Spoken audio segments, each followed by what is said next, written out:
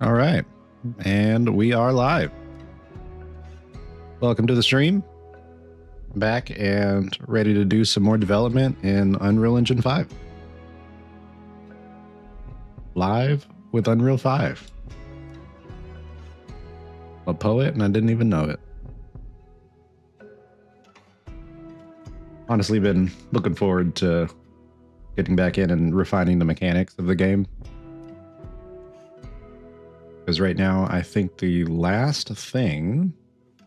Yeah, here we go. Grab surface was like making a little grab mechanic, which we can see in action.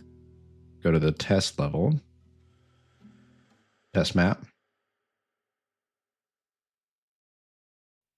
Here we go. Oh. Here we go. Need to grab onto a surface like this.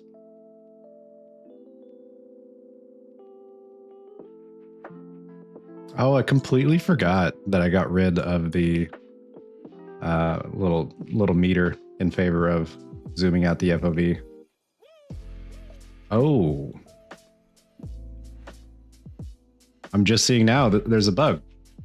So the FOV still zooms out no matter what, even if you're not able to dash.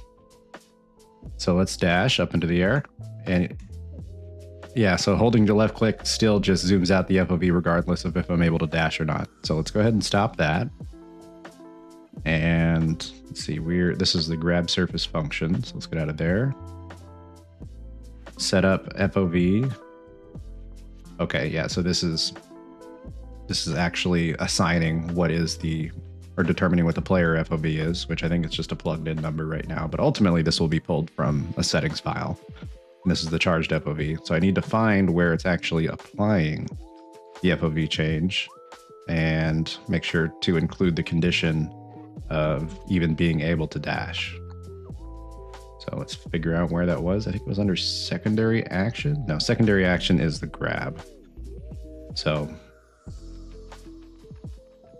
oh, you know what? I just realized I'm not entirely sure. Oh, I did. Okay.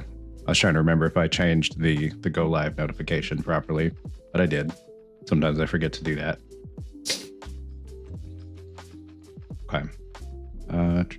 Gotta find where I put the FOV. Hey, Bacon Guy. Is that your Alt 7 that you put in there?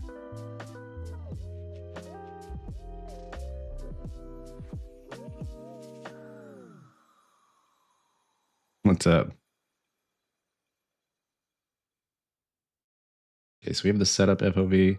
I was just looking into the FOV function with charging dash, so it should actually be down in charge and release.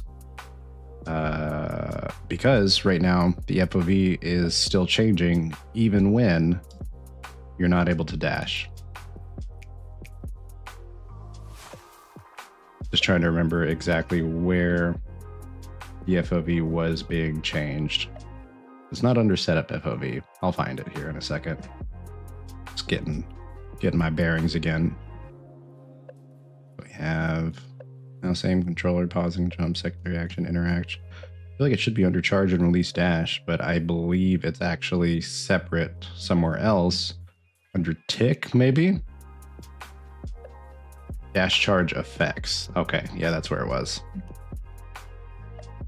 So it needs to have the condition of, let's move that right here. It needs to have the condition of being able to dash in the first place. Or you know what? I think that can be put under here. So the condition, because this is already condition based under dash charge effects. So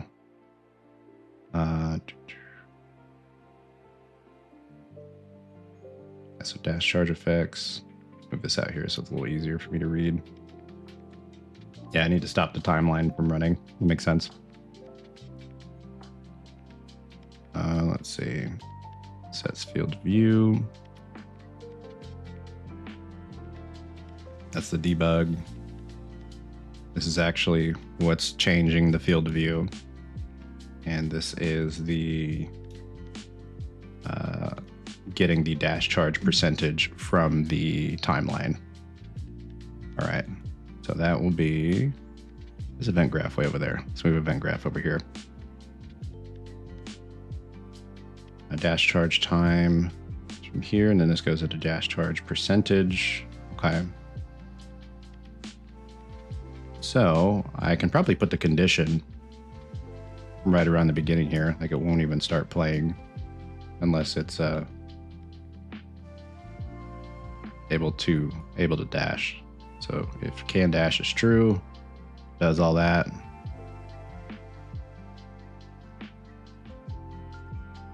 So I can probably just put a branch here, like charging dash right here, like a branch can dash, just puts it, goes in between here. You should gate the whole input. Yeah, that's true. That's a good idea.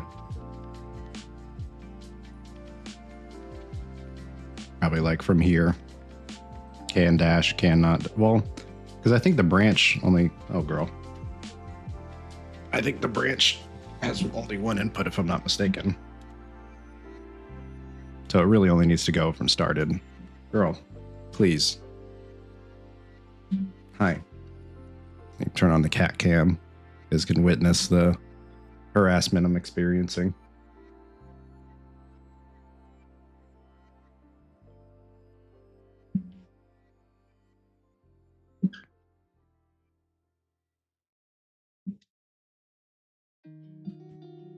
Come on, girl. Work with me here, please. I got stuff to do.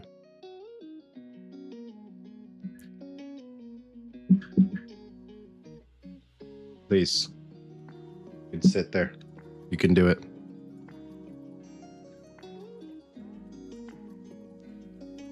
She's rubbing all up just on my keyboard and on my hands right now.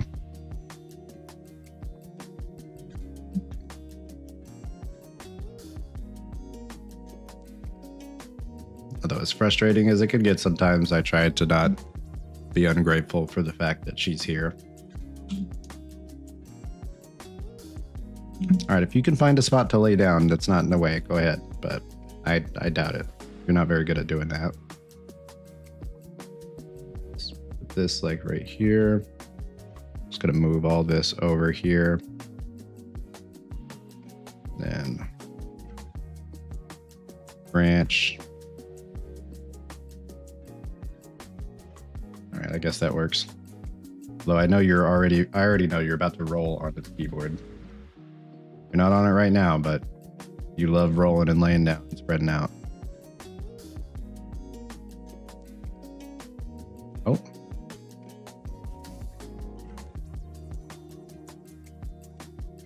Started. There we go. Oh yeah, you're already laying on something. Or maybe not. Is it not control? Alt? Oh. Control? Okay, well, I'm just going to do it like this then. True condition is can dash. Oh my gosh. Yeah, you're already rolling. Okay. Back into the bed. Sorry, girl. Maybe you just need to go take a lap. Take a lap. Go play.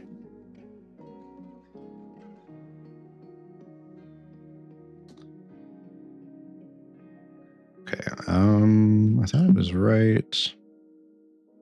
Oh my gosh. Where did I put can dash? Oh, it's under movement. Okay. Let's go back to event graph. Can dash. Just put that there.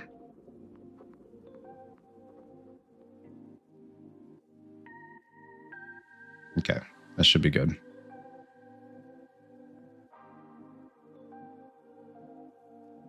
Yeah. Perfect.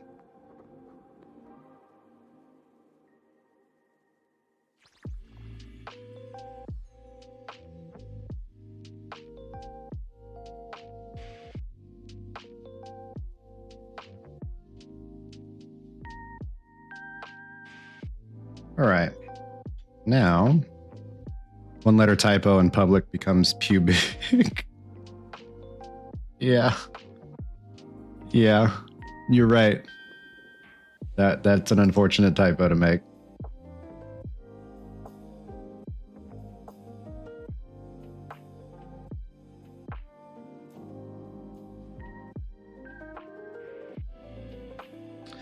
All right. What's I doing? Oh. Secondary action. Just grabbing.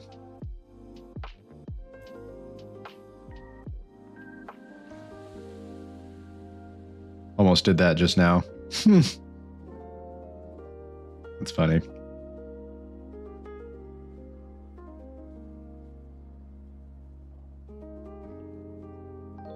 Okay, so it's currently freezing the player's velocity in space. But what I need it to do is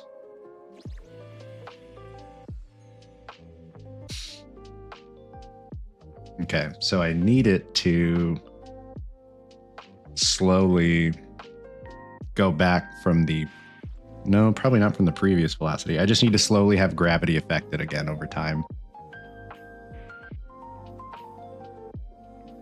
But I wonder if I should have it just freeze on the wall, like just stuck to the wall. Or maybe, yeah, I guess it should be frozen. I don't think I want the velocity to just instantly freeze. I think I want it to like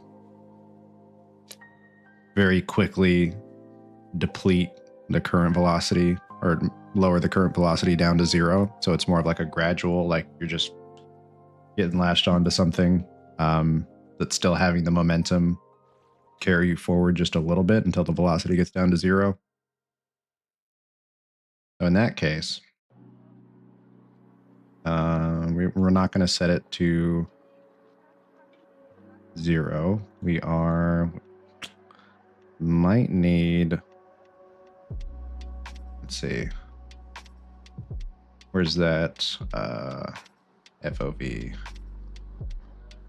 we go. So we might need this guy here, if interpt constant. Because we'll do basically what we're doing here with the FOV, but it'll go from the current velocity down to 0 over time. Or maybe I don't need to do that. Maybe we can just do a lerp. I'm gonna experiment a little bit. Back to grab surface. So new velocity.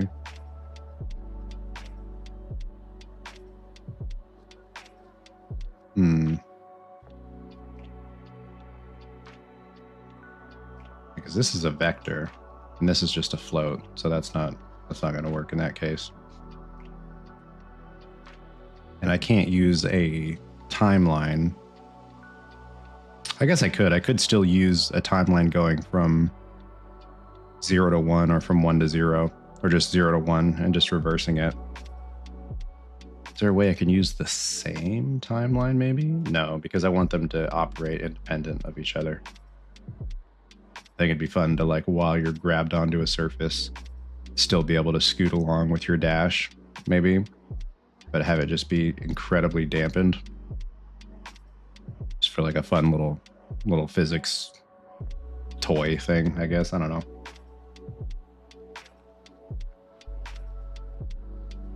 So I need to get velocity. Girl, can you please go lay on your bed? Please.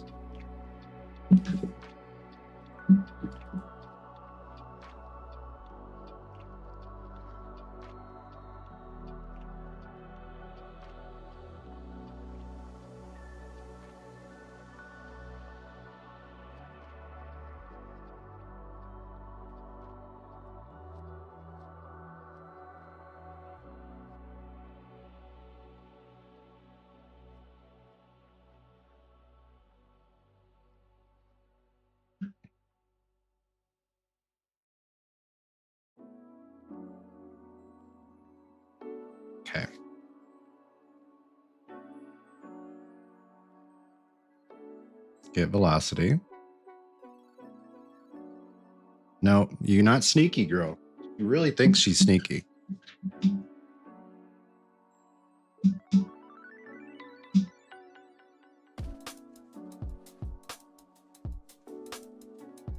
Can I just lerp? No, because that has to be a float to lerp.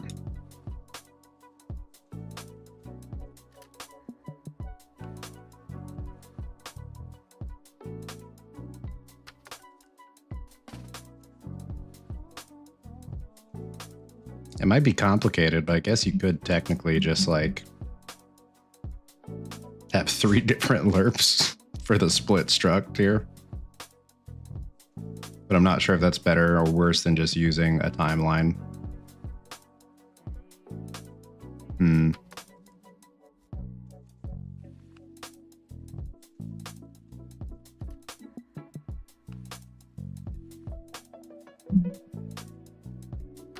Oh my gosh, so sneaky. I didn't notice you over here trying to lay down in front of me.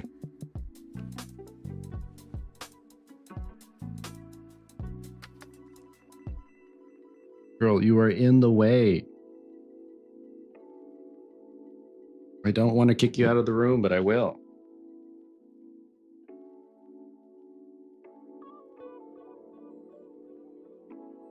Okay. All right. Sorry, girl. Gotta go.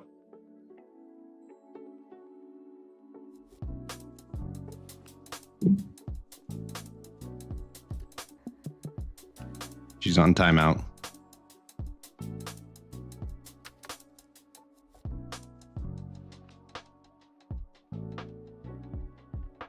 I'm just going to experiment. This is probably a terrible way to do it, but I kind of just want to try it.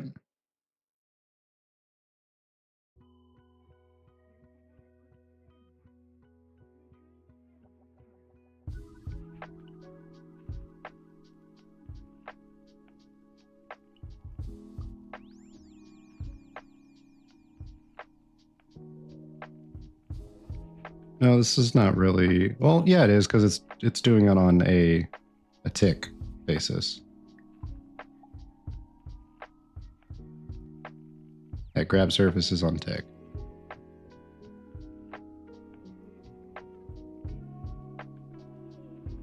Yeah, this is going to be so messy. Just doing it for fun. I'm just going to try it out.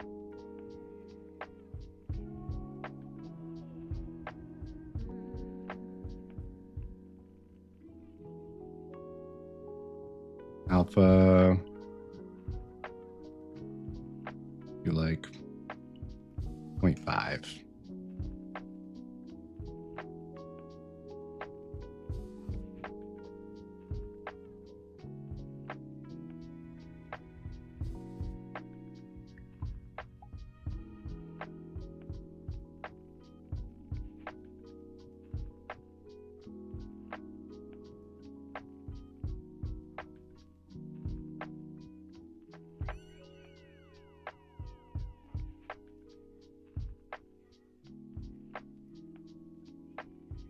I have a feeling this is not going to work.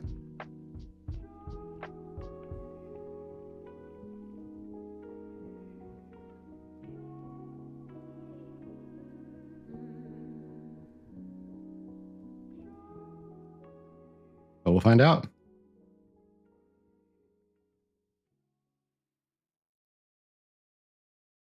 Fun little science experiment. Yeah, it didn't work. Could be the 0.5. Let me do something crazy like 2 seconds. Actually, I don't even think this is seconds.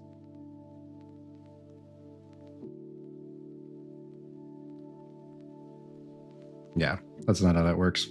Okay. Then we're going to have to do it the other way. Well, because this is setting the velocity. So ultimately, there's not really there's not a chance for it to go in between here and here. Linear velocity drive, maybe. No. Oh, that's not even the right node.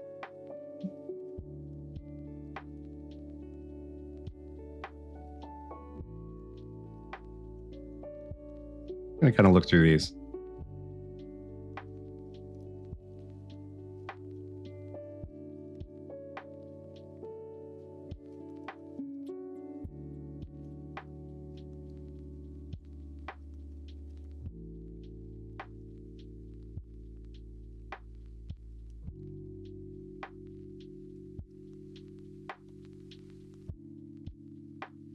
Get physics linear velocity. Maybe something like this instead.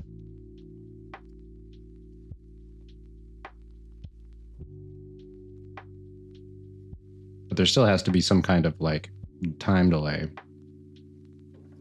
That's where the timeline's going to need to come in anyway. Yeah, so I'm pretty positive this is not even going to work regardless.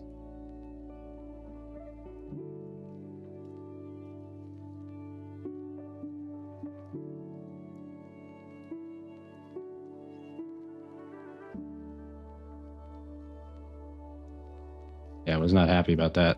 Oh my gosh. Yeah, so we're just gonna get rid of that. Let's go back over here.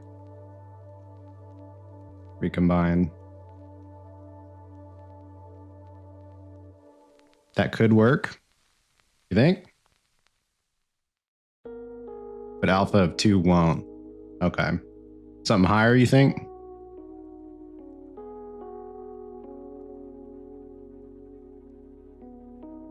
Or like 10. Oh, between 0 and 1. Okay.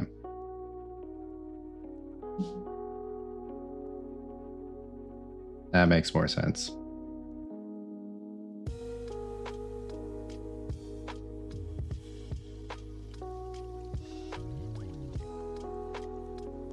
Or like 0.5.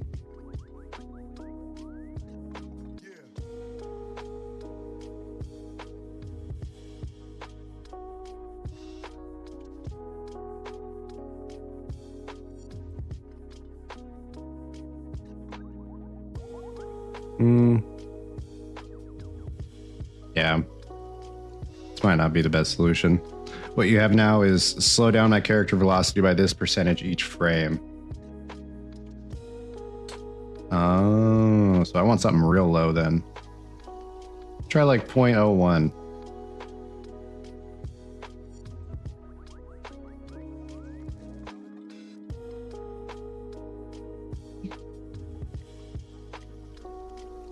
Yeah, no, that works. That actually works. Although it is dependent on tick.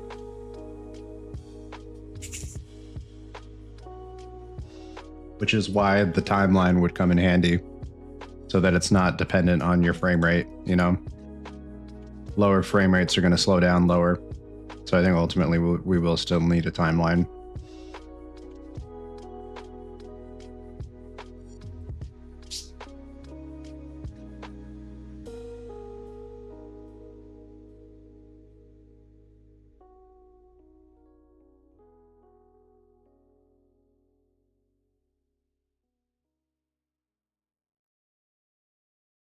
Well, no, because then if you're sliding down a side of a like a wall, you know, I do want you to slide down. That's why you introduce time as a variable.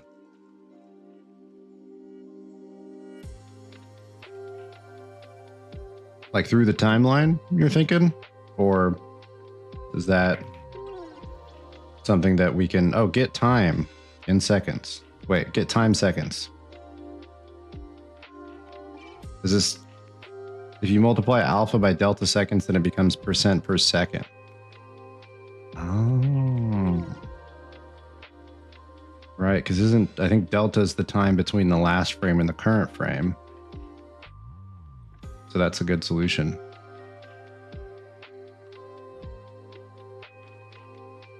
Okay, so you'd want get world delta seconds or something like that.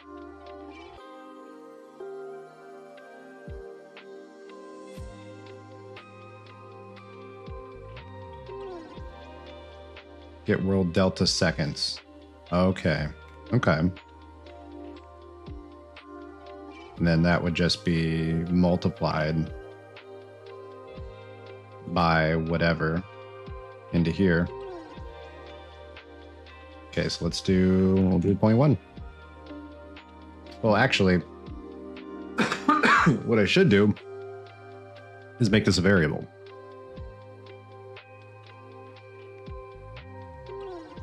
So I think, would 1 not result in 1 second? Let me plug it in just to test it. I think that's how that works. Oh wait, no, that goes into alpha. I'm just going to plug it in just to test it out before I actually make a variable from it.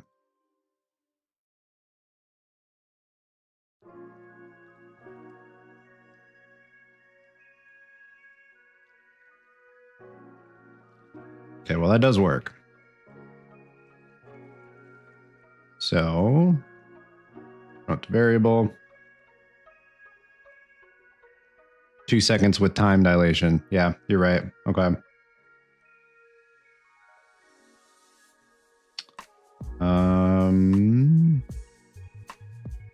Hello, I'm also a complete beginner at learning Unreal.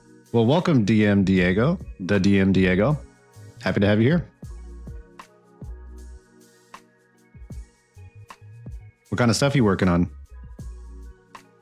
You just like going through lessons, or you got a project that you're going through to try to learn? What's your progress like?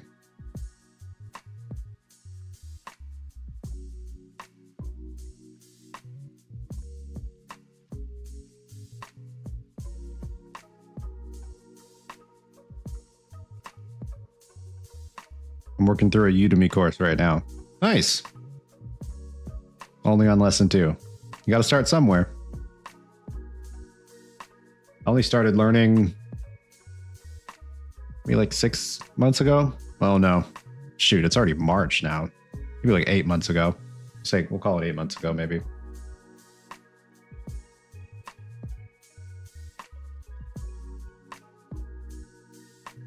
Maybe 7, like 7 to 8. I honestly don't even remember. Let me see when my first live stream was. That was August 5th was my first. Okay. So that is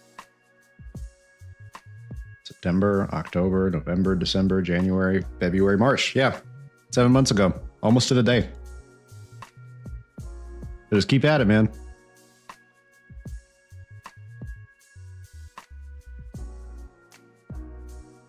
When did I show up in that timeline?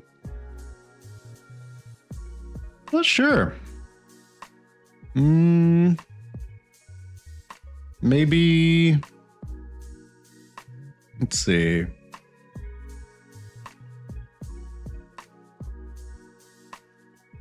was definitely last year, right? It wasn't this year. I feel like it was definitely last year. Maybe like November? October, November?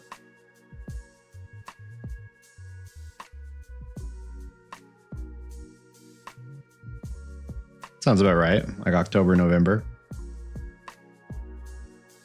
Yeah, it was definitely before December, I think. Yeah, before the holidays. Yeah, so like October, November. I think somewhere around there.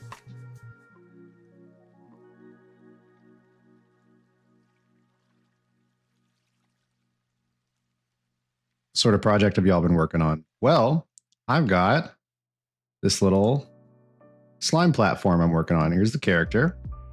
He can charge up a dash, bounces, he jiggles, he's got a face. Right now I'm working on a grab mechanic. So that's what we're working on, is like the threshold, or like the damping intensity of the grab, like how much it should stop your velocity. I think I'll probably need to adjust the material of the character, because I don't want him like jumping, you know? Maybe I should just disable jump while he's grabbed onto something. Or if he does jump, then it stops your grab as well. That's probably what I need to do. Because right now it's just halting the velocity of the character, but by a certain amount per second.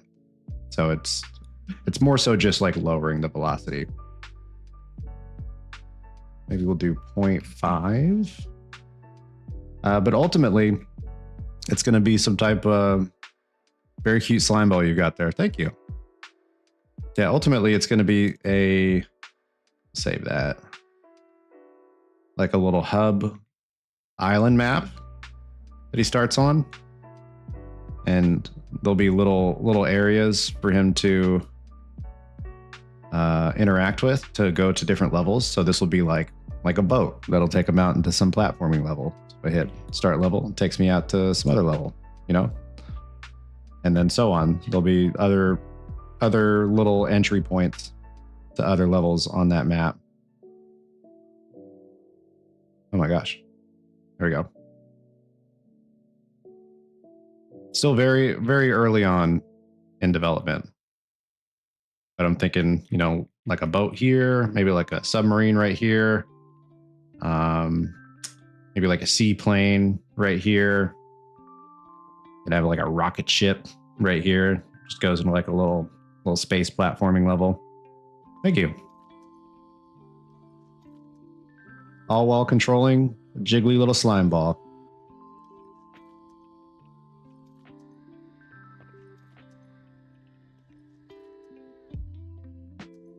Everyone told me that everything starts somewhere. Can't remember who that was. Yeah, who knows?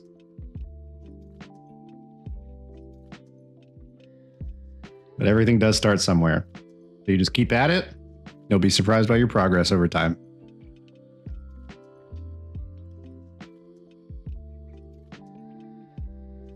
Maybe like 0.2. That'd be nice.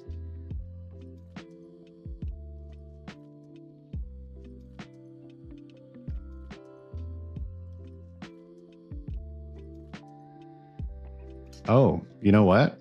I'm just realizing the freeze is not really working here.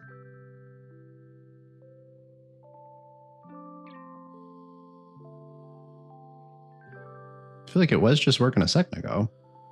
Am I going the wrong way with this time? Let me go back to the test map.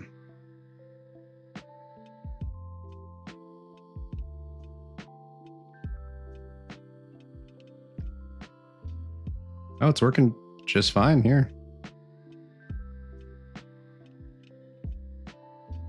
Yeah, so I think jump definitely has to be disabled. Because this is about the right amount of scooting that I probably want when you're stuck and latched onto something. But I don't want you to be able to jump like that. Remember, it only marks stuff as generate overlap events. Right, I'm trying to remember what the condition was. Map 0. So this guy, generate overlap events.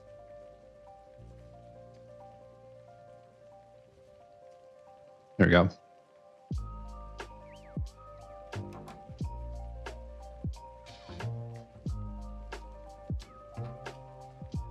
Yeah, I think I'll just have jump just completely disable your little grab mechanic. Wait a second. What am I doing? This isn't even plugged in.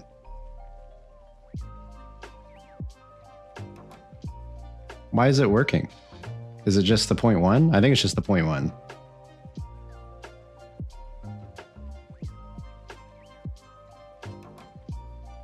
Oh, wait, no, this should be a variable.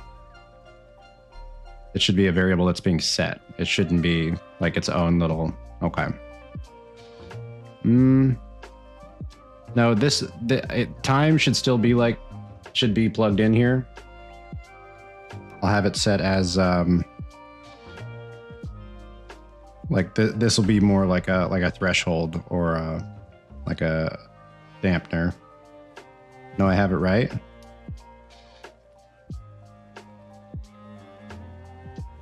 I guess I could just plug it in like this. Yeah.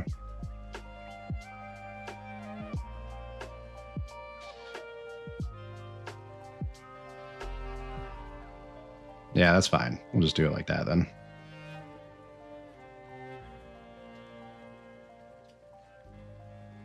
I'm going to space these out a little bit. Oh, gosh. All right. It's a little bit messy here.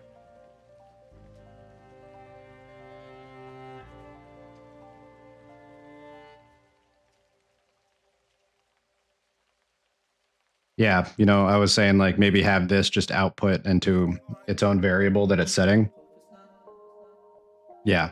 I guess I don't have to. It doesn't have to output into its own variable. I could just leave it like this and just have it plugged in this way.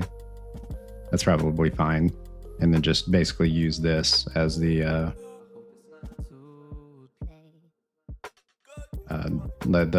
value that is actually going to determine how quickly he stops. So we'll do DM Diego.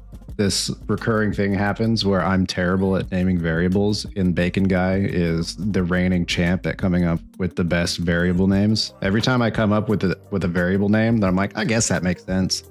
Bacon Guy just hits me with a way better option for a variable name. He's really good at it. So watch, I'll show you this in action. So I'm going to come up with a variable name, and right after he's going to hit me with something that's already just way better. So I'm thinking we'll call this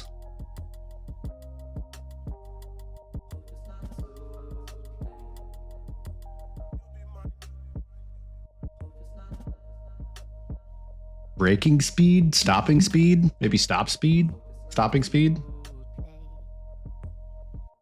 That's what I want to call it, but I already know that's a terrible name. Just, it's a weak point I have. I'm so terrible at making variable names.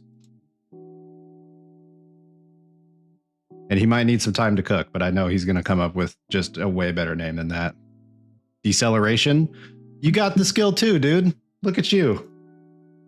Stop damping per sec. That's, bro, both of those are so much better than what I was coming up with. Stopping speed. Stop damping per sec. Yeah, that's a good one too. Where is that at? We'll combine them. We'll go deceleration per sec.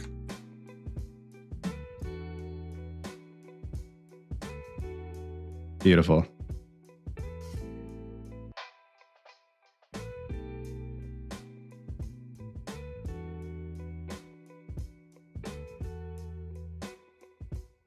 What would I do without these incredible assistant viewers here?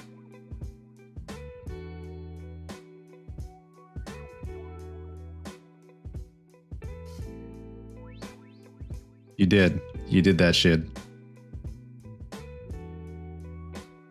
Okay. Oh, and then that should be in probably in the config section. Yeah, probably in the config. I'll put that in config. And then public. I probably won't be fast enough for others. I was just ready for this one. It's perfect. Don't worry about it. You've already earned your is also incredible at naming variables badge.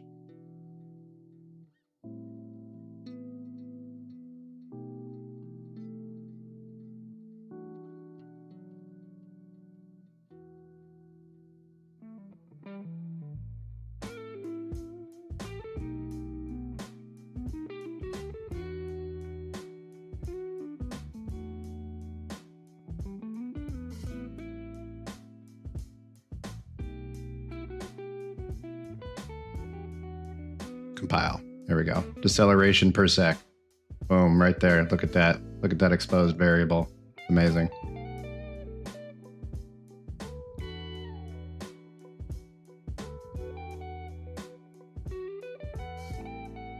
I unplugged something. I broke something. Hang on. Generate overlap. Did I not already do that? Am I crazy?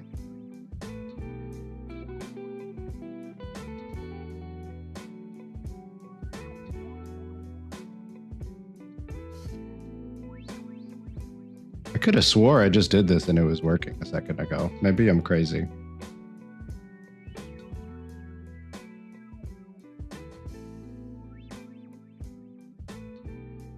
Maybe I unplugged something here. Let's move this back out. Alpha.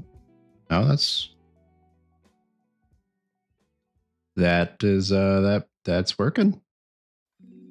Works just fine. I should say it's plugged in just fine. I think you forgot to save it. Save. Okay.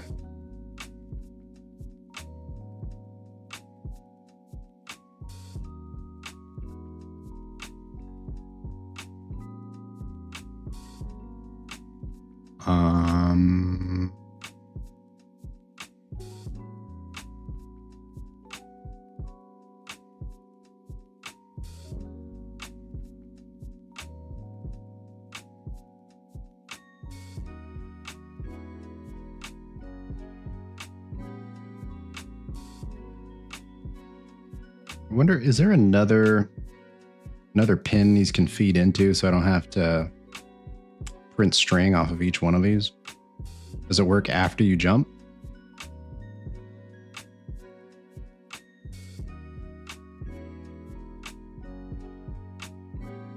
Here, let's do this. I'm just going to print string real quick.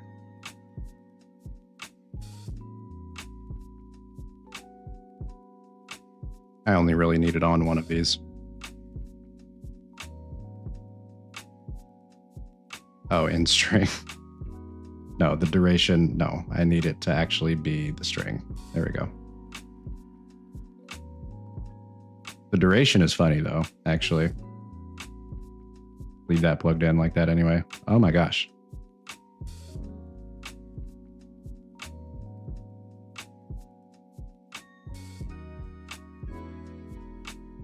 Yeah, it's not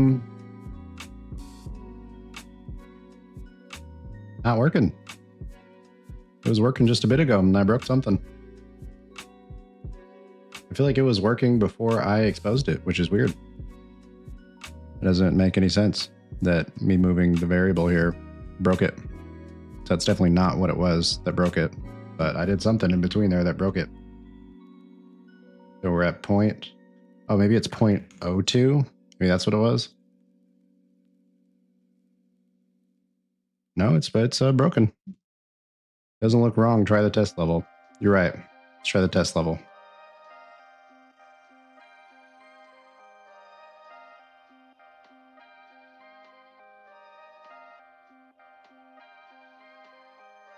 That's not working either. What in the world? And we're gonna unplug this real quick.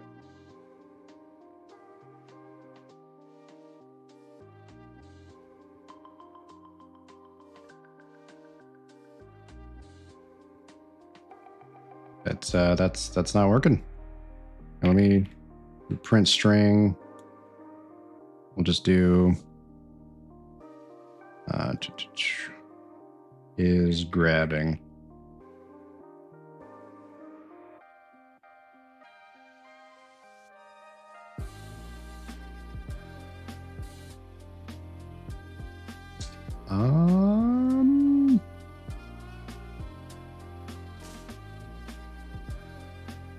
We'll do a do once. There we go. Put that on for like 0.5.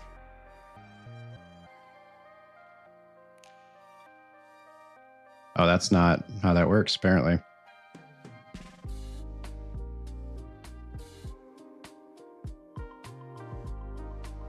Set a key name. Change duration to 0.1. What does the key name do? The non-empty keys provided the message will replace any on-screen message with the same key. Oh, I see. Okay, so yeah, we don't need that then. Get rid of that. Apparently I misunderstand how the do once node works. Yeah, it's I'd be grabbing. I broke something.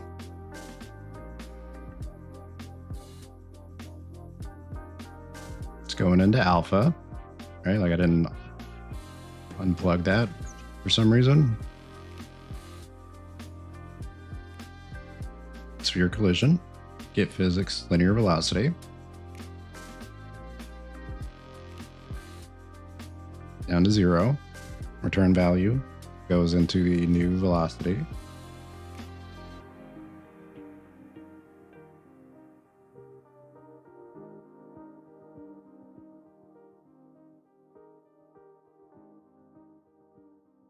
I have no idea what happened.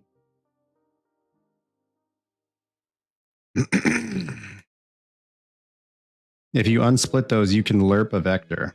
Really? I'm individually lerping for no reason. That's hilarious. Okay. We'll just delete those then. Recombine. Recombine. Lerp. Lerp vector. Look at that. Plug that into there.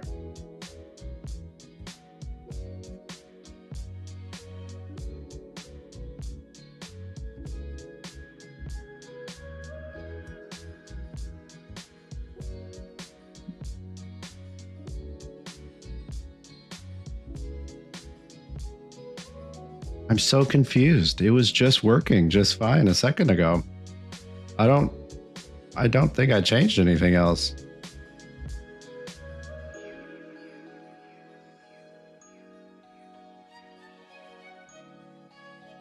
Like I'm almost tempted to like revert and try again. Does it work with Alpha 1.0?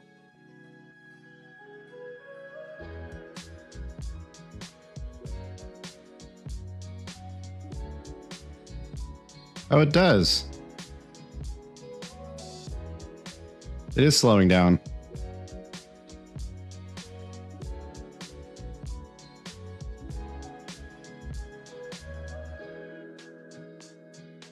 Oh, wait, hang on. Let me unplug this real quick.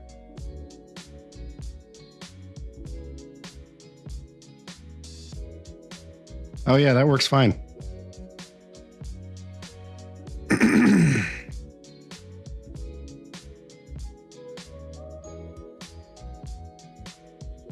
Well, I don't think any amount that I multiply this by is going to change anything. Or anything above, like... Oh, no, it does. Okay. I swear it was working with like 0.2 before. All I did was promote that to a variable. I wonder why it was working like that. That's so weird. All right, well, I'm just going to plug that back in. We're going to put acceleration per second.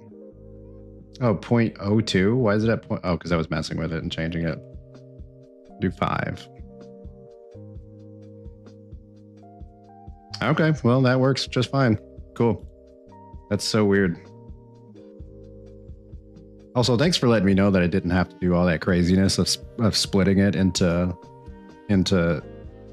different floats.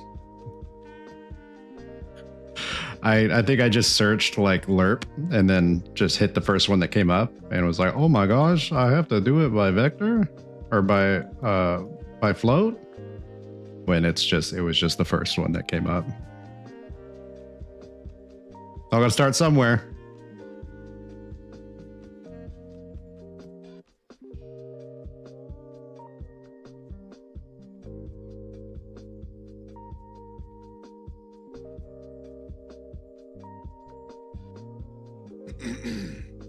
Okay.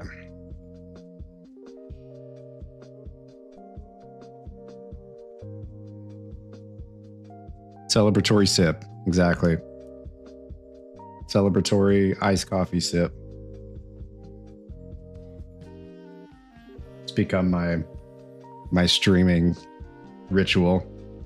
I get home from work, make iced coffee in my coffee maker because that thing's amazing, that coffee maker, and then I start my stream. Get off at 6. Takes me like 10 minutes to get home. I'm on here by 6:30.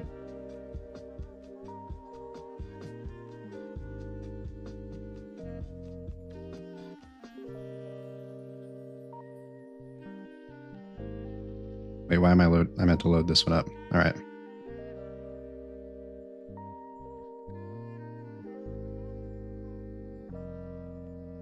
Okay. So, in this case, I do want to go to the test map because I want to test it on the wall.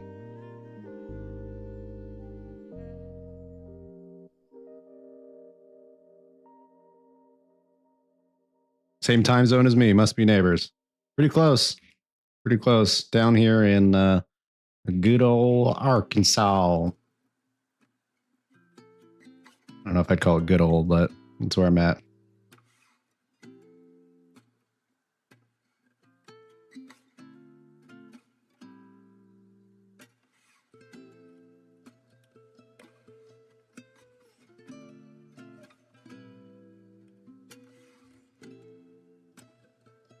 Oh, I have family there. Nice. Okay.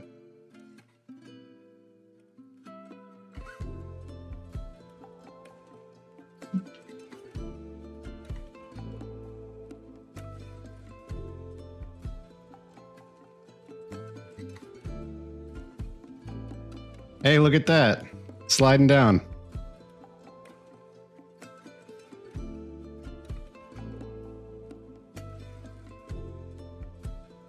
That's about the speed that I want it to slide down, too.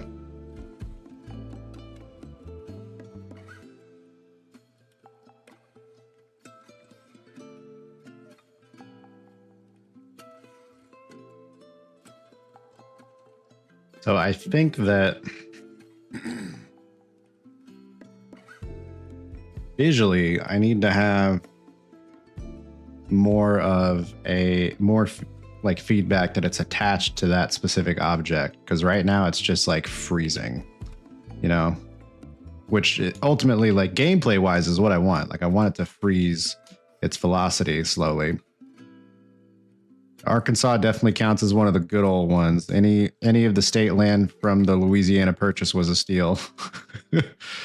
Yeah, certainly a steal in a couple different definitions for sure. I also didn't grow up here. This is where we had some family that lived after my wife and I got married. We moved out here just because I had some family here. Much cheaper than living where we lived previously. I'm actually from California, born and raised in California.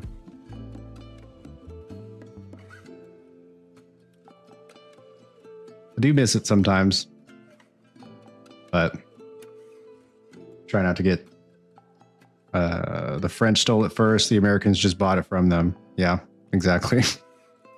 For that part, at least.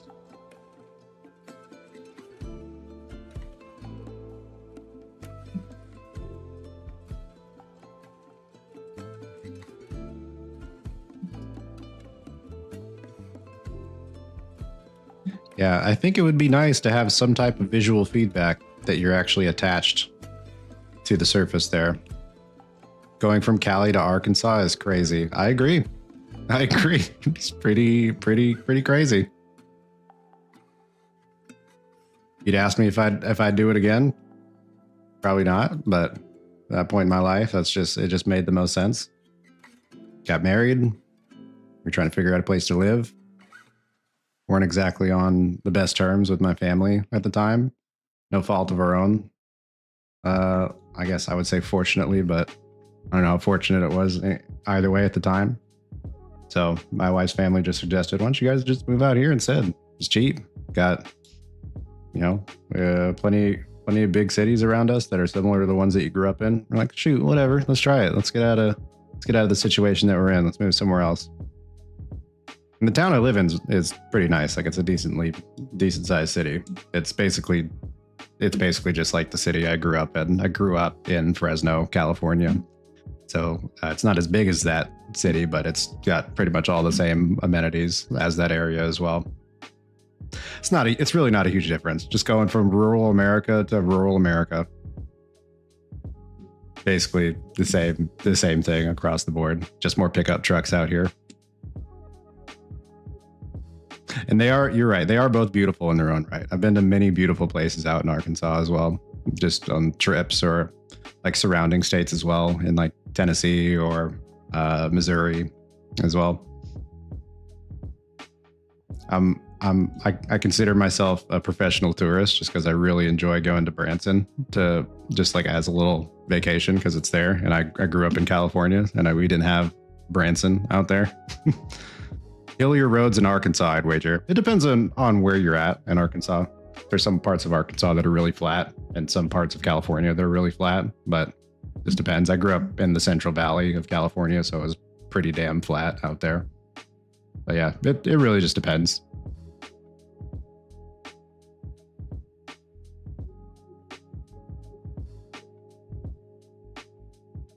I think the area that I'm in right now is pretty flat, but if you go like an hour away, hour and a half away, it's pretty hilly as well.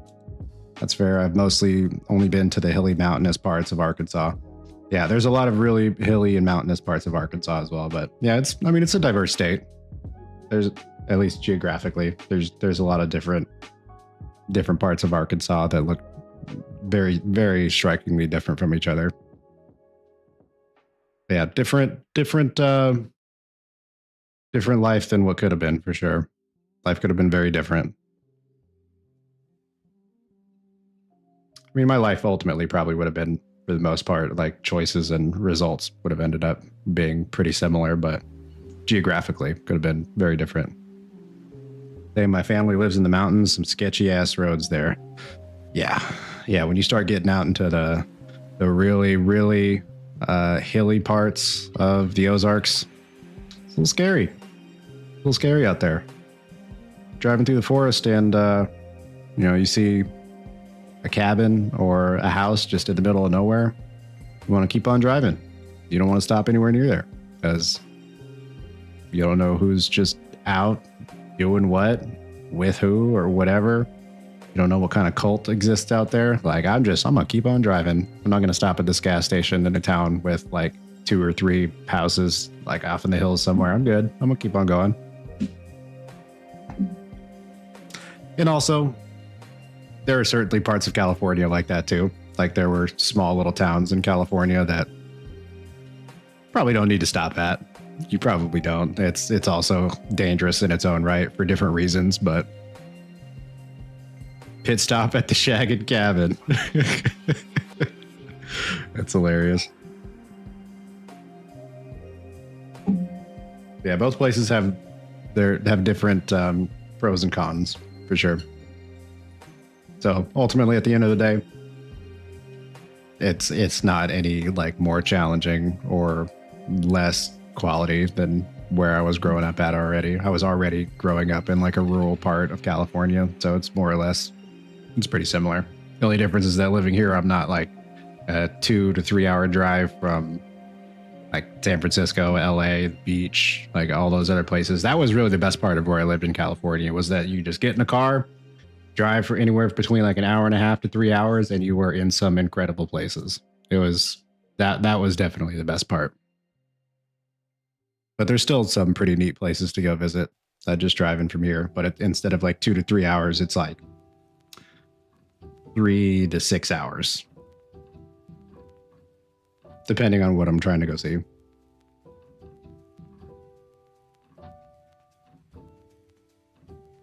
All right, Slime Boy. I don't.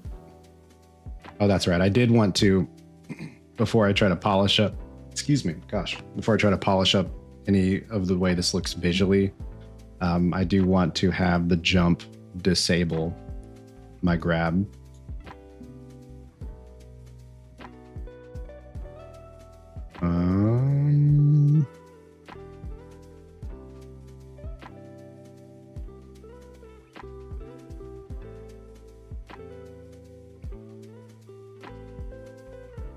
So the input should be conditional on like, if I just jumped in the past, I don't know, however, or if like an input just fired for jump,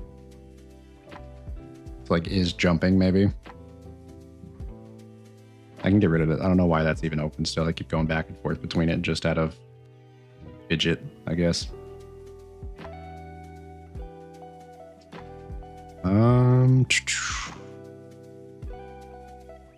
Blueprints. Player. I already have Slime Ball open right here. What am I doing? Event graph. Literally just looking at it. All right, so the grab. I think grab is just up here. Oh no, it is the secondary action. So the secondary action, this will go into a branch that will be contingent on whether I just jumped. So I need to create a Boolean that triggers when I've just jumped. Like I think maybe it'll jump and then like 0.2 seconds or half a second later, it'll stop saying just jumped, or like it'll set the value of the Boolean to false. So in that case, let's go down to jump.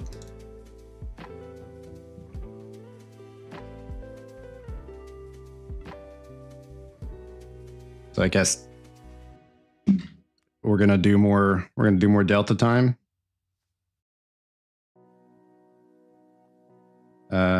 Time or delta seconds. Is that what it was? What do I even call that? Just had it. I literally was just looking at it. Get world delta seconds. Okay. Gosh, I have so many functions open right now. I need to close some of these. Let's close that. Let's close that. Let's close that. Let's close that too. Close that. Jump. Okay. Maybe get world delta seconds. Okay.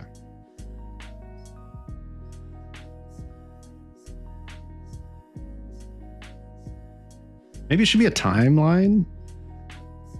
No, because it's a function. I can't put a timeline in a function. No, it maybe still get world delta seconds.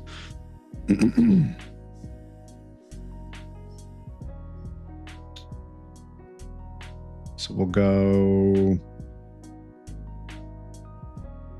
Actually, just jumped, or did player just jump? Maybe.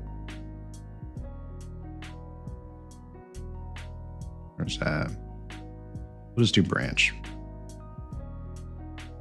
No, it shouldn't be a branch. I should just do a set.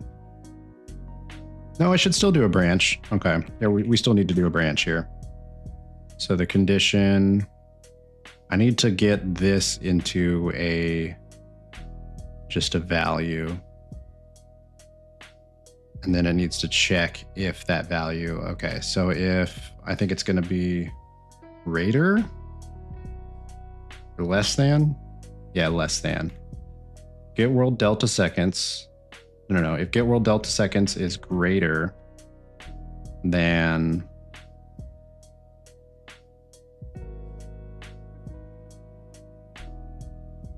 no, that's not going to make any sense. That's not going to work. That's not going to record the amount of time that's passed. Because it's just recording the time between that. All this is doing is just, yeah, that's just going to see if a number is greater than the time since the last frame. So that's not going to make any difference. Okay. So in this case, I feel like it would just be so much easier to use a timeline.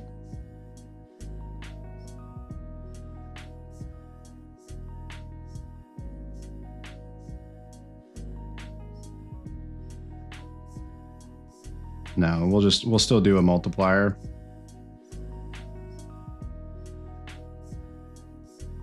Multiply by 1. So this is going to track the amount of seconds it's been. And then if this is greater than this, okay, I think this is what I want.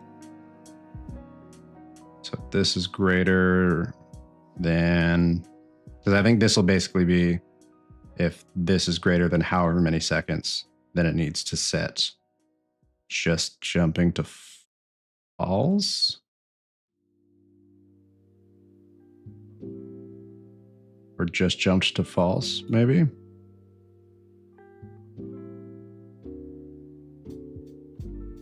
And then vice versa. Just jumped needs to be true, set to true right as you jump.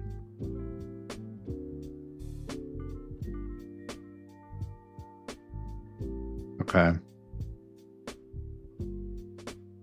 Actually, let's promote this to a variable. Promote to variable.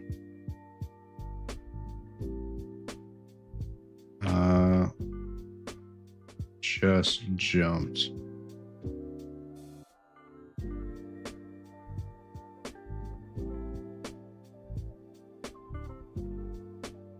Set that to true. Is it setting it to true?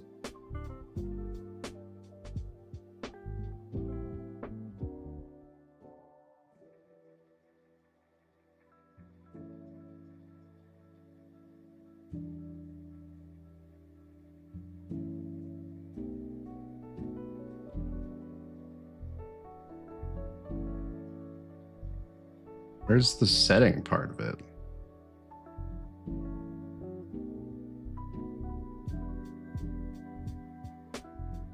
Set the value of variable just jumped, but where is the value? Do I have to compile? Am I crazy?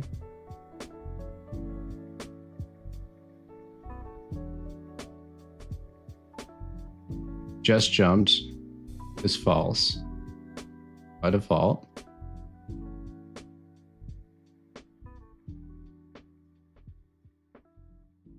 But it's supposed to be set as true after this.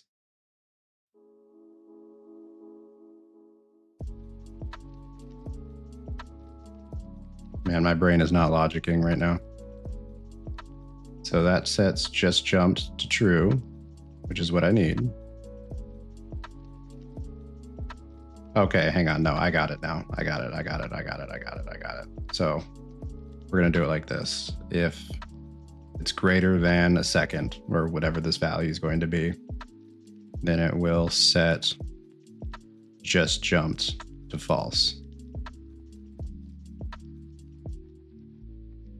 I think this is right. And then whatever value I plug into here,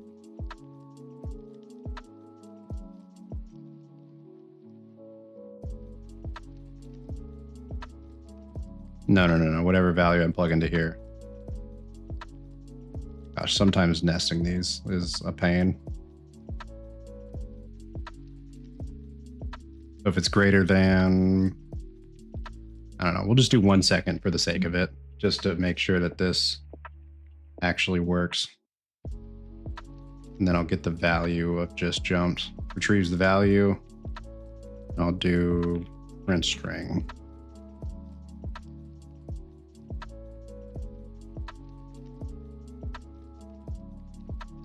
Whether or not to print the, no. You're going to print regardless, but you're going to print what the value is. Okay. I think this is right. I'm going to test it out.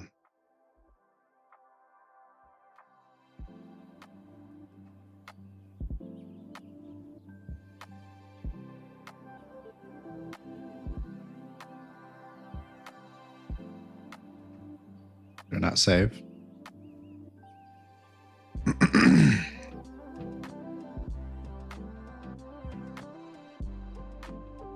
Here, we're gonna do it like this.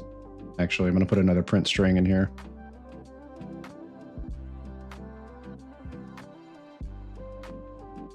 That into there. That here, I guess. I don't know.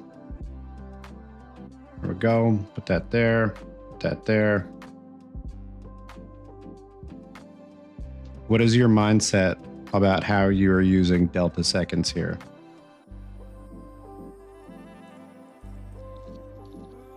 Maybe I need delta time. Maybe delta just needs to plug into here. Okay, so yeah, I think I'm mistaking what delta seconds is being used for, because I was thinking I need to multiply delta by 1. Or not by 1, because that's just going to give me the exact same thing. Yeah, that math is wrong to begin with. So I was trying to multiply delta in order to get to convert it into seconds, because I think that's already what this is doing. So I don't really need this here. I think that can just plug into here. I was trying to get the amount of seconds that have passed, because delta is the time in between the last frame and the current frame. And I was trying to multiply that to get the amount of seconds that have passed. But I think that's what get world delta seconds is already doing, if I'm not mistaken.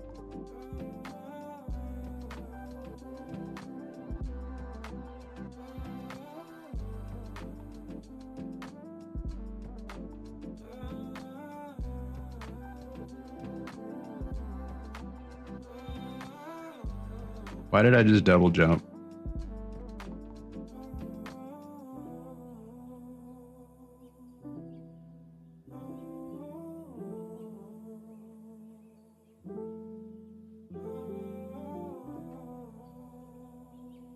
Why am I double jumping?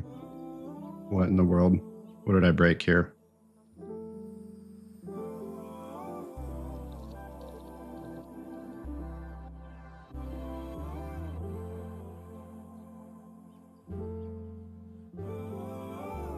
Why am I double jumping? Okay, we have a new problem now.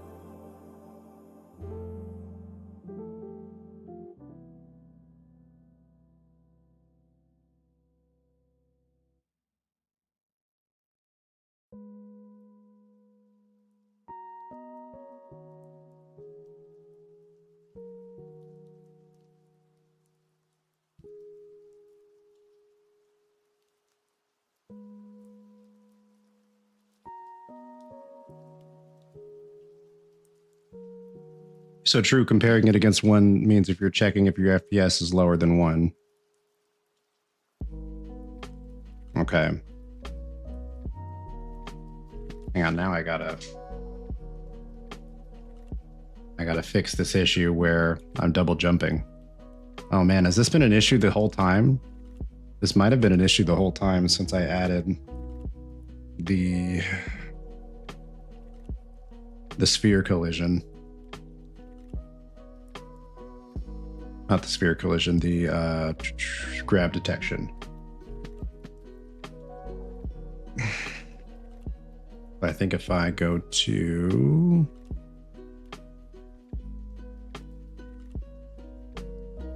collision, ignore pawn. Okay, but I need it to be the other way around. Sphere collision.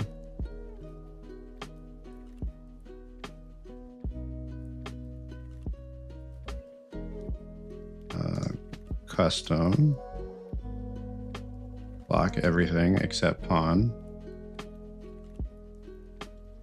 No, I don't think that's right. No, that's not going to make any sort of difference. Let's go back to pawn.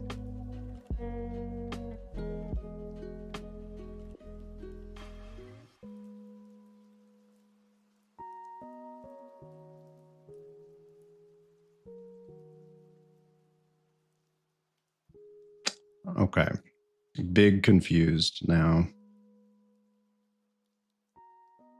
I have a feeling that this double jump bug has been happening since I added the extra collider for the grab detection, or the extra sphere collision for grab detection.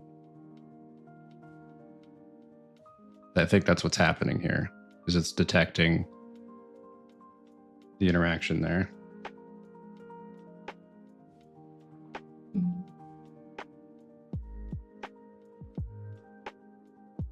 Because the reset looks like it was happening before today. Yeah, that makes sense. I guess I just hadn't tried to jump twice since we made that change previously. All right, so it's not under jump. Reset, jump, and dash.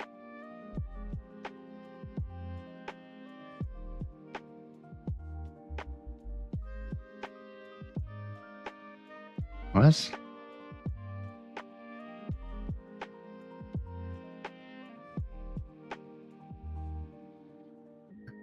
The logic should be when it collides with something, it resets the jump. But now I'm not sure where I'm setting that.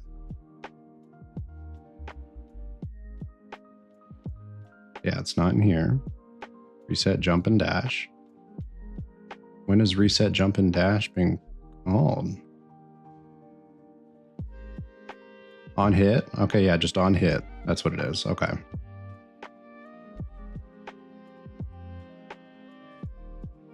The sphere collision. Okay, so the sphere collision needs to ignore this grab detection, but it's not because it's just anything that's being hit.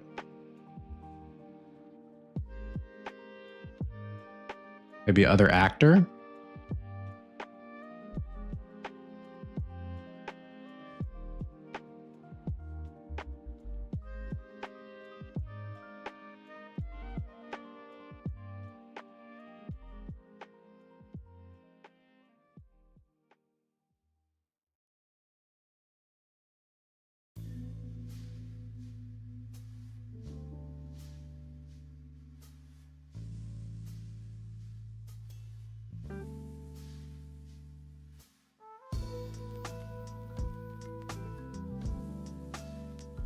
Okay, I'm going to need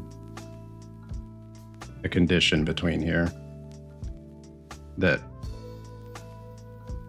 is based on, actually, hang on. Yeah, because this is just a regular old sphere collider. So I don't think I have any way to like tag this to be ignored.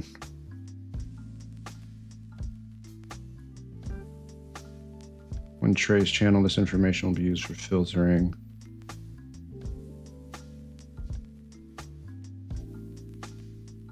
Ignore analytic collisions, maybe? No. I feel like there's got to be a checkbox or something in here. Oh, there's component tags. Maybe that's not what these are for. Array of tags that can be used for grouping and categorizing can also be accessed from scripting. So I'm thinking like, basically have my sphere collision, if it's possible to ignore the grab detection based off of the tag. Like, can it ignore certain collisions based off of tags?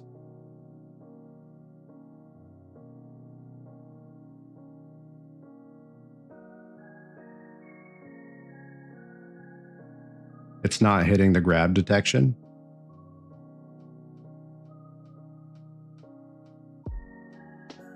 I don't know what else it'd be hitting then.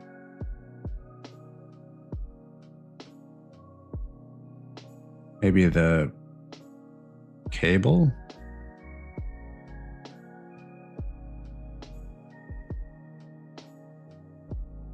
It's hitting something. Or a print string on the component hit. Good call, good call, good call. Okay. Print. Okay, we're just gonna print string.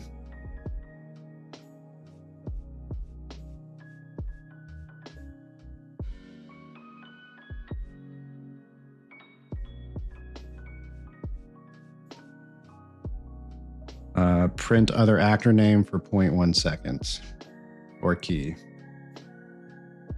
Oh, right.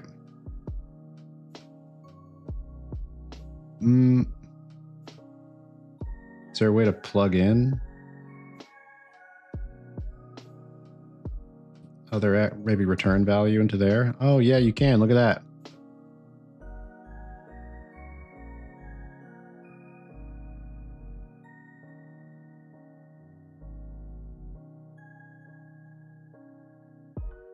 AP slime ball sphere collision sphere.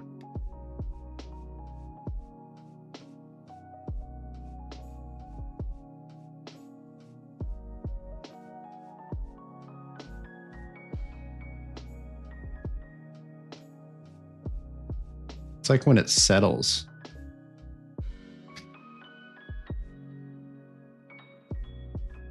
Because just that coming up on the screen is not what's prompting the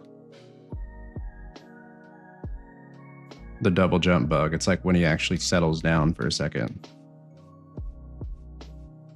You're printing your component name, not the other actor. Oh, that makes sense.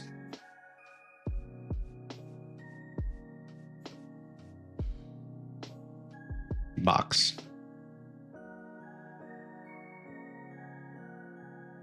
See, but we're getting box that comes up, but it's not prompting the double jump bug. But when I settle down and like just let him sit for a second, it does prompt the double jump bug. Like he has to sit for a second before it actually does it.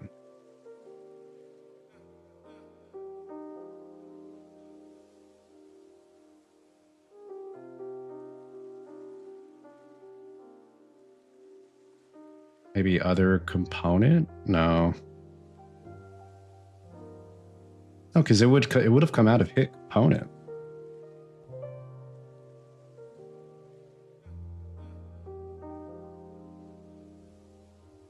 It's hitting the floor once you jump. Oh, you're right. Look at that.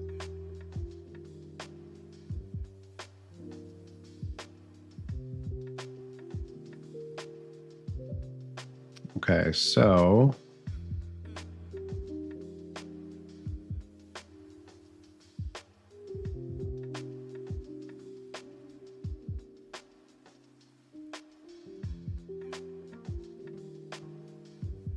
man, I don't want to have to like mark everything as able to be jumped off of. It's definitely a better way to do it. Okay. So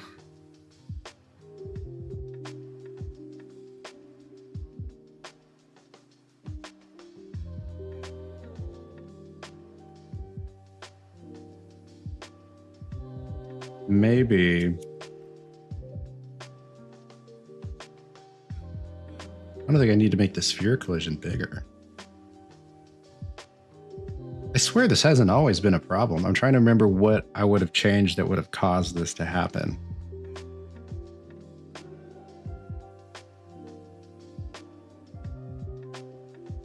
Because it worked when I created this originally. But I created this jump and dash before it was ever a slime ball. I don't think the bug goes that far back. At least I hope not.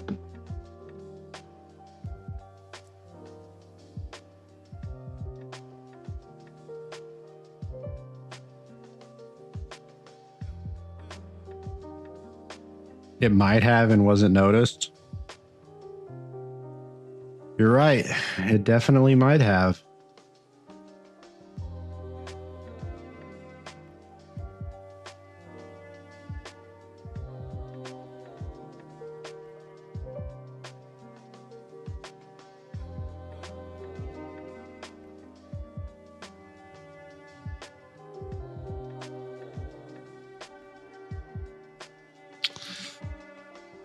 Yeah, because the little bit of bounce that it's getting.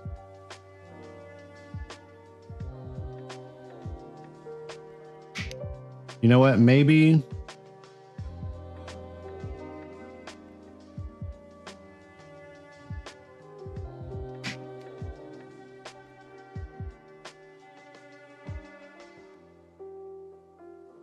no, I don't want to do like a delay before it checks, because then I could hit the ground and not be able to jump if I like hit and bounce off the ground. Because I want you to be able to still do like a midair jump by like refreshing your jump charge by hitting the ground. Well, in that case, I might need to actually do the SKM instead. So it might need to have the component hit come off the SKM instead of the... That might be all I need to do, actually. I think this is actually a very simple fix. So we'll do this. On component hit.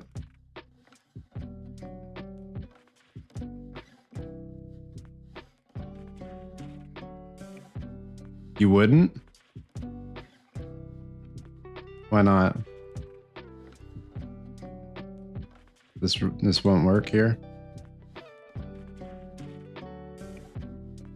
Ah.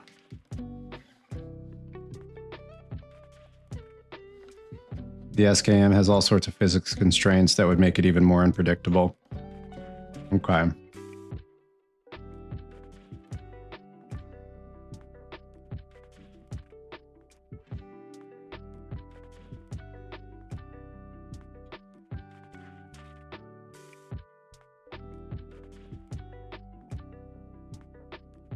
Maybe there's another, instead of just on component hit. Oh my gosh, I'm trying to get back here. What's another event that might work better?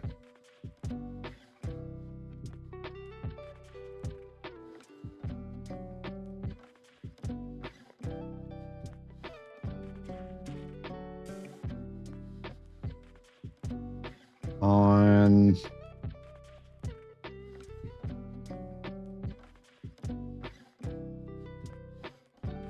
I mean, on component hit really seems like the best option, unfortunately. Maybe walk, begin overlap, but it's not really going to overlap. It's going to be colliding. I'm going to test it just to see what happens, but I don't think this is my solution here.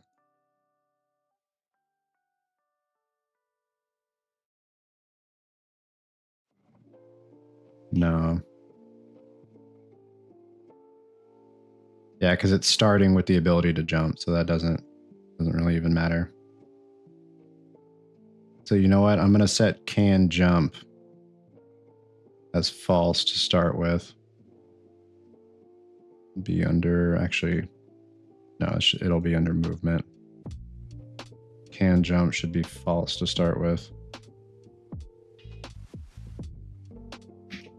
Yeah, so that's not going to work. Man, that's a bummer.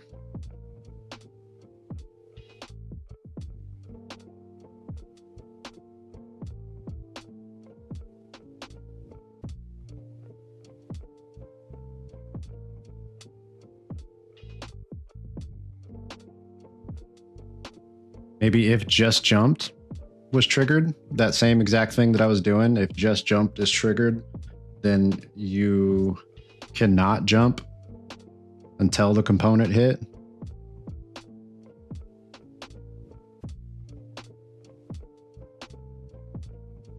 Oh, sorry, I completely missed that. Reading my previous message. I think it's a good time to learn using timestamps. Timestamps. I don't even know what that is. So it sounds like you're right. Let's look at the documentation for it. I sent a picture on Discord. Oh, let's take a look.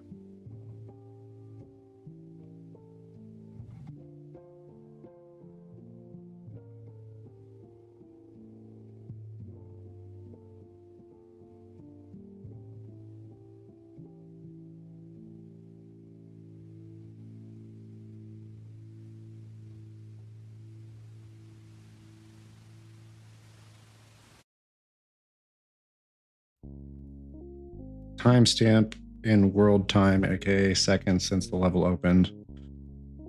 Get timestamp set last jump time. Oh, that's pretty simple.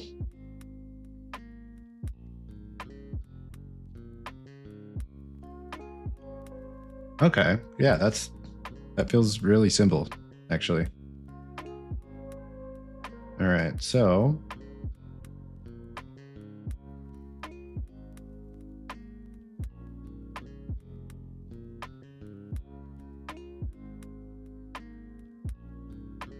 then, yeah, I'll definitely just want to, yeah, just jumped.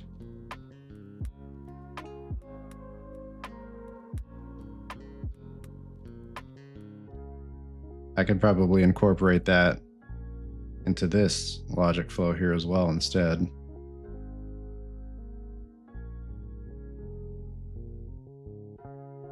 All right.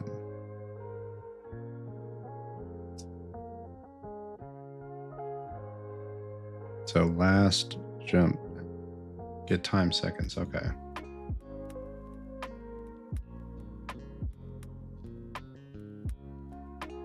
That's so hilarious that there's just seconds passed as a value that's already built in. I mean, it makes sense.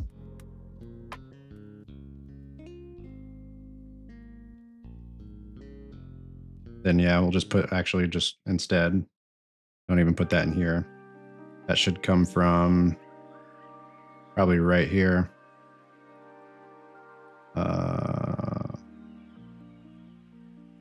I don't know if I'm going to use the same kind of logic flow here. I'm going to build off and basically do what you were suggesting, setting the actual last jump time.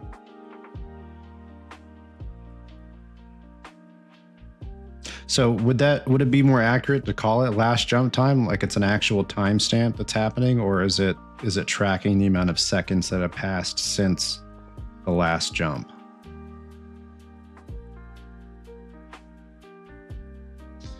I guess I could just do this. We could do a print string just to find out and do get time seconds. Just plug that in right here. See what happens when I jump.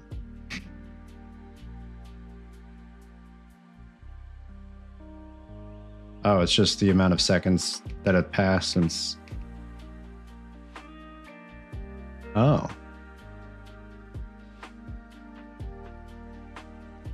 Okay, so it's literally just play time seconds. Or since that timer starts running. You're saving a time, and you can test the new time against it to see how much time has passed. Okay. That makes more sense.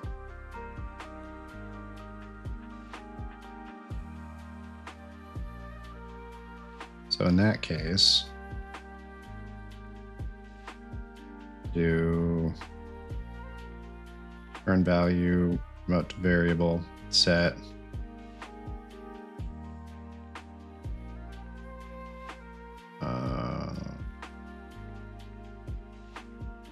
Last jump time.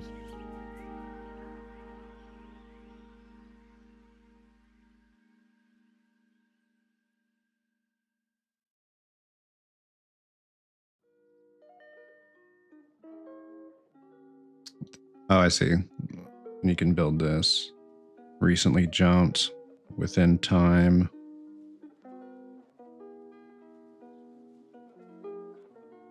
And that's an event, like a custom event that you made?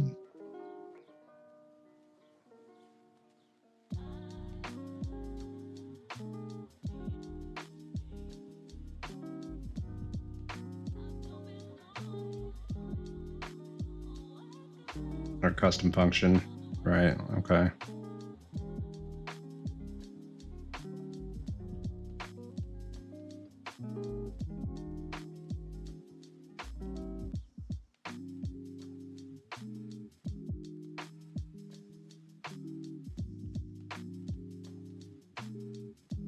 Okay, so I would want to use something like that on, for example, wait, would that, no, that wouldn't plug in right here.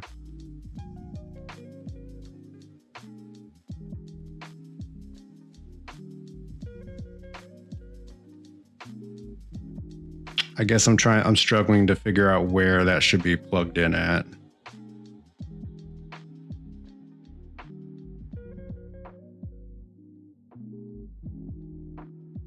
Because I see it's got an input for within time.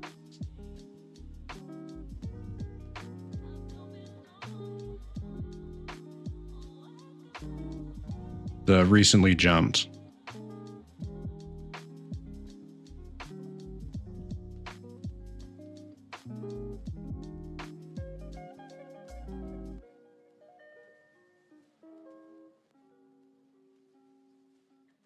Sorry, I'm just having a hard time wrapping my head around it.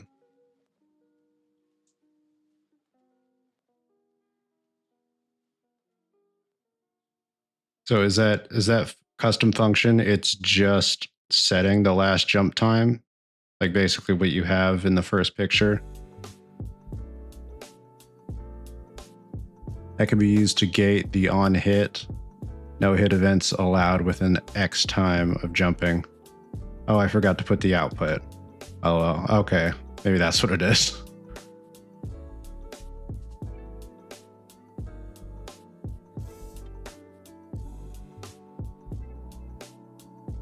There we go. Yeah, that makes a lot more sense. Okay, cool. Okay.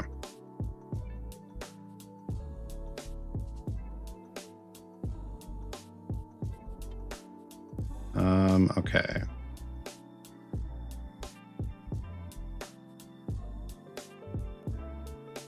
So that would be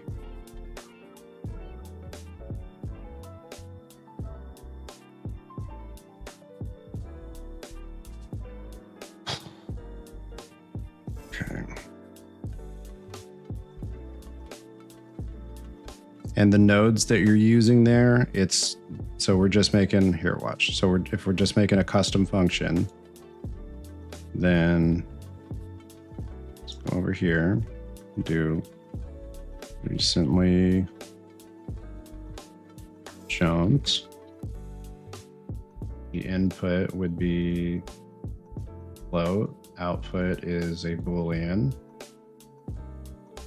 That'd be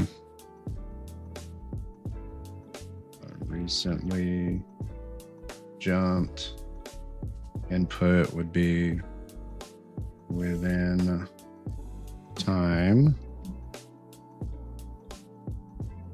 And this would go into, where'd that go? Base, I think I'm essentially just doing this, right?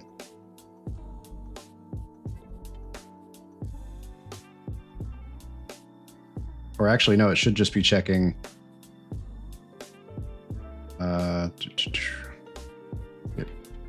No. Time. Seconds. Oh, because that's got an output.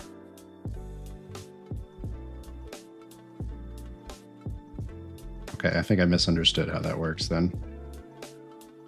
I have the function wired up, but you should try to recreate it first. Okay.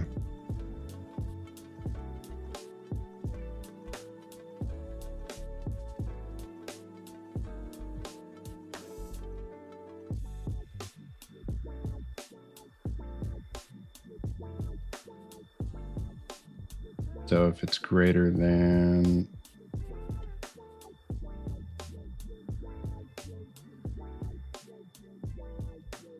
where is that at? I think last jump time be here then, right?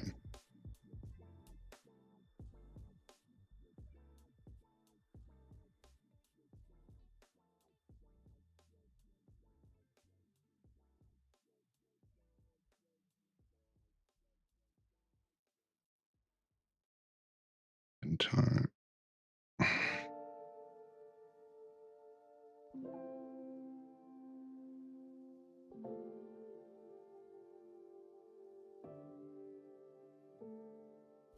No, this doesn't feel right either.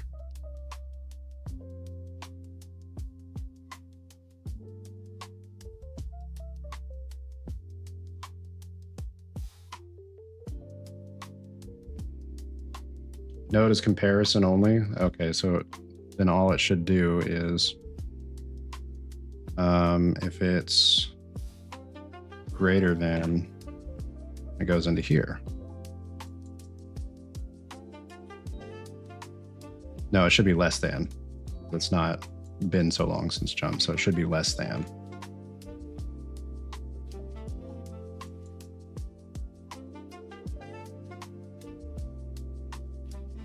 And then get time in seconds. Because if this time is less than the... No, hang on. Because if the time you enter is less...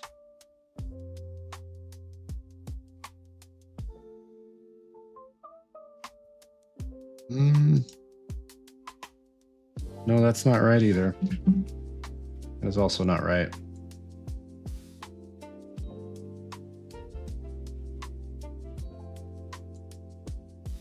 I'll get it. I will get it. Gosh, man. Learning new nodes in Unreal can either go like instantly, I understand it, or I just feel like the dumbest dude on the planet. It's feeling like the latter right now. But I will get it. Just might be frustrating to watch me go through these motions.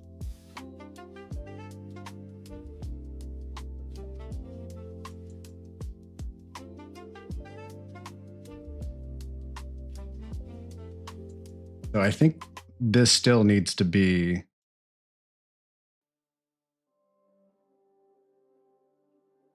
thing, right?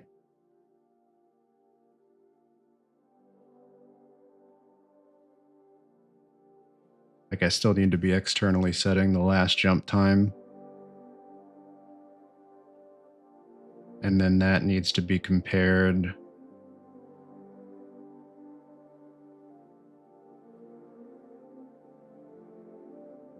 Because of the last jump time. Okay. Oh my gosh. This feels like it should be really simple, but I'm just struggle bussing right now to understand the logic of it.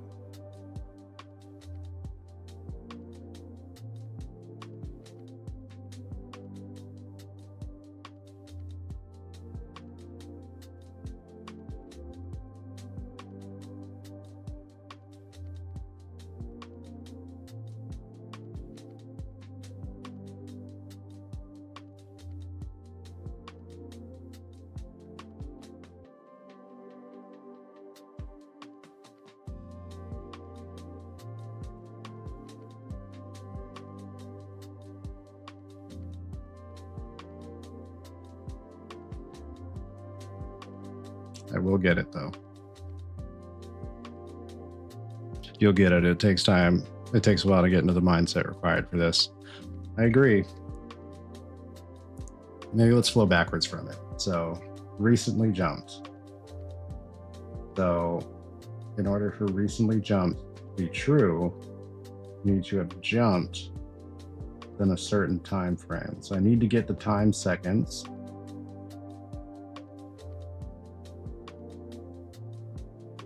Because it needs to compare to the time seconds. It needs to compare to the current timestamp in order to even know if it has recently jumped.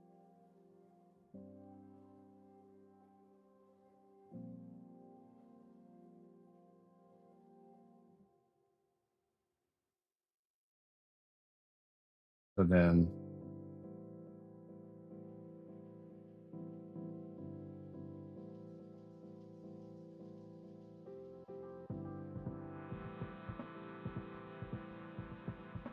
I guess now I'm just struggling to understand, because I need to know when I recently jumped and I need to know the current time.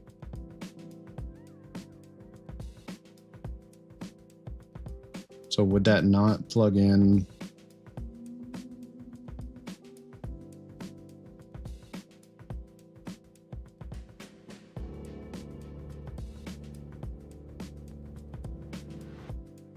So that wouldn't plug in here then, because there's going to be no difference between this time, the last jump time, and then the current.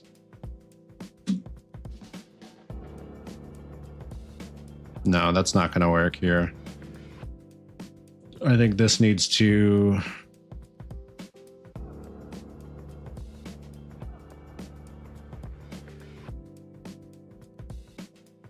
I think this needs to be used somewhere else then. This is not going to be used on jump. This is going to be used on the reset. So here, I think.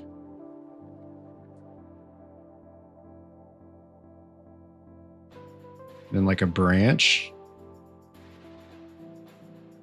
Within time is your comparison threshold. Just assume it's the default 0.2.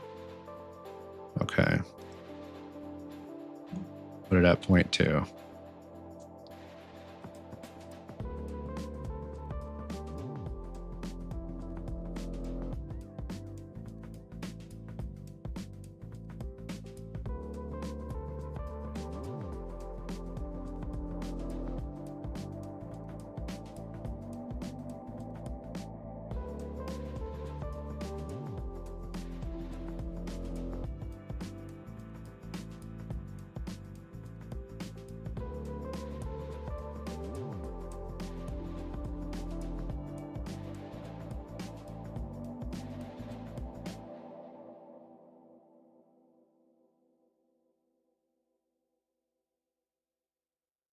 So like if it's been more than the 0.2 seconds, then you have not recently jumped.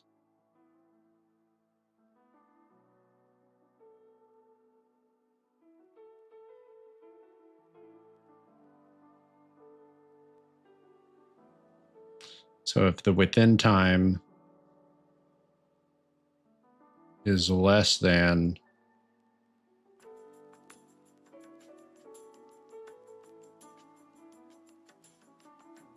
inside the function, you have access to 2 timestamps, now and jump time. How do you calculate how long it's been since you jumped?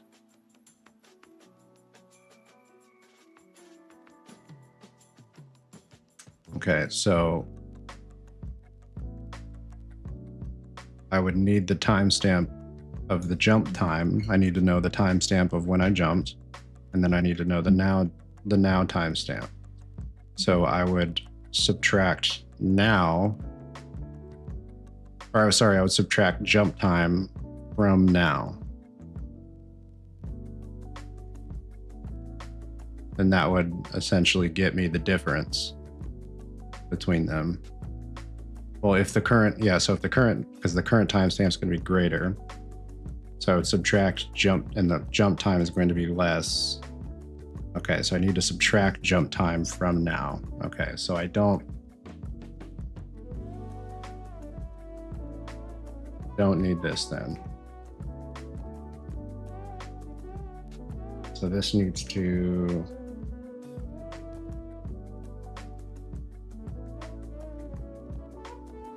gosh, but now looking at this, it just doesn't make sense again. Okay. Yeah, so I need to subtract jump time from the current timestamp. So I need to get the current timestamp, and that would be within time. Okay, so get time in seconds is going into within time on the front. So this is the get. Oh my god, dude.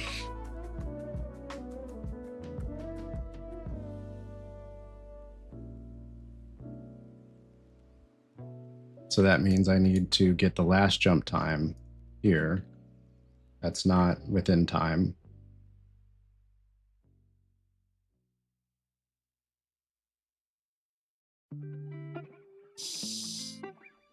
Oh man. Picked a hell of a day to redo a bunch of spreadsheets at work. My brain's just freaking mush.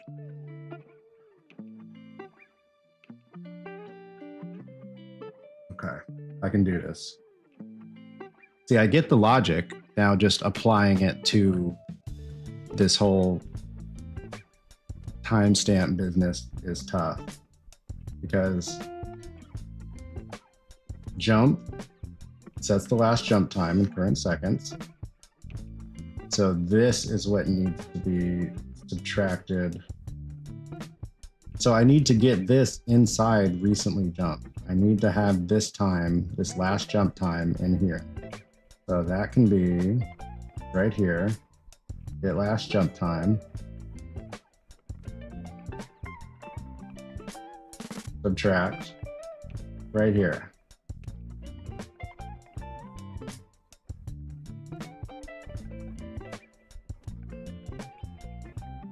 And then this needs to be compared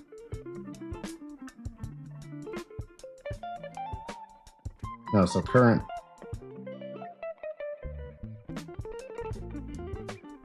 No, that doesn't feel right either. Oh my gosh, I am big dumb right now. Oh my god. It's gonna feel great when I get this, but holy gosh, I am not getting it right now. So I'd actually, I don't think within time is supposed to be the current time.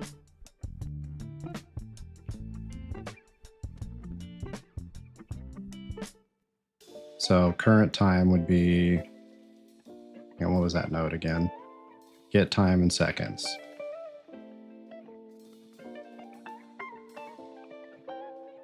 Get time in seconds. That goes into there. And then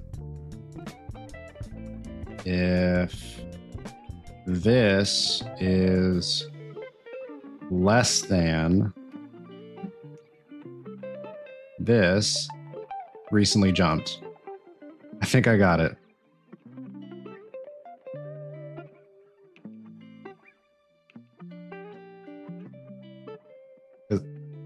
Super close? Okay, hang on. Let me verbally walk myself through the logic flow again here.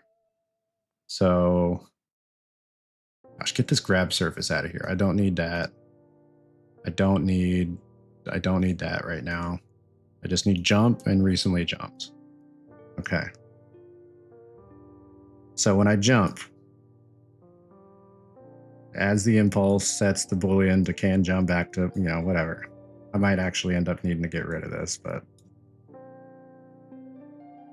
whatever. The flow, it ends at last jump time. It makes a timestamp of it. Then last jump time,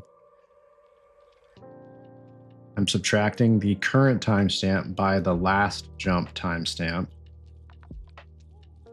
And if that is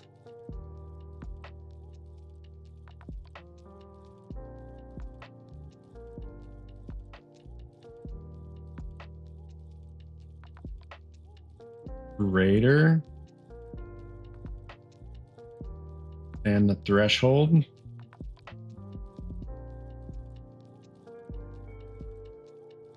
that's less than the threshold. So the threshold needs to be the greater than, I think.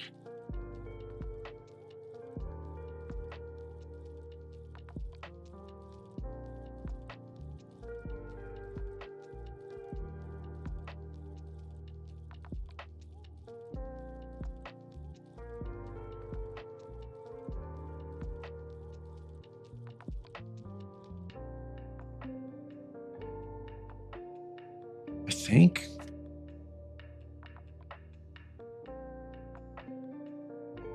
Gosh, it's falling apart on me. I just had it.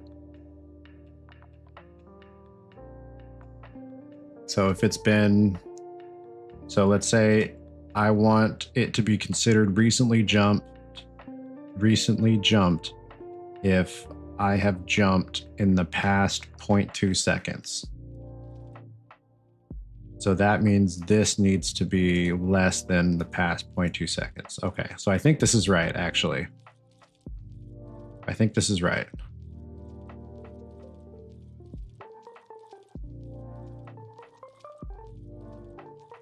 I think this is my final answer, Professor.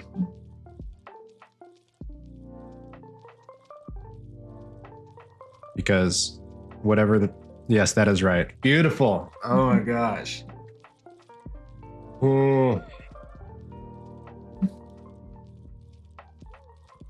Yeah, I knew as I was going through, so I had to do like 4 or 5 different layers of like XLOOKUP formulas on spreadsheets at work in order to convert. So I have to run this report at work where I'm spit out a report of like numbers based off an account name. And I've always done it based off the account name. And frustratingly, that account name is typed in manually by an underwriter. So sometimes there's typos and such that I've had to like go in correct based off of like what the typo is. I compare it every week to the account name that's already existing. But now we're doing like account IDs instead of account names. So I've had to make like 3 or 4 different layers of XLOOKUP formulas in order to compare the name to the account ID and also to the existing typos, because it's always going to spit out a report for me that has all the old like manually typed in names, so that it has to like convert every time I run a report. It was a lot of mental melting at work today too. And as I was doing it and going through it, I just remember thinking, man, this is going to severely expend my ability to think critically when trying to program stuff tonight. And as you just saw in full display, my brain completely melted. But we got there. We did it. We did it in the end.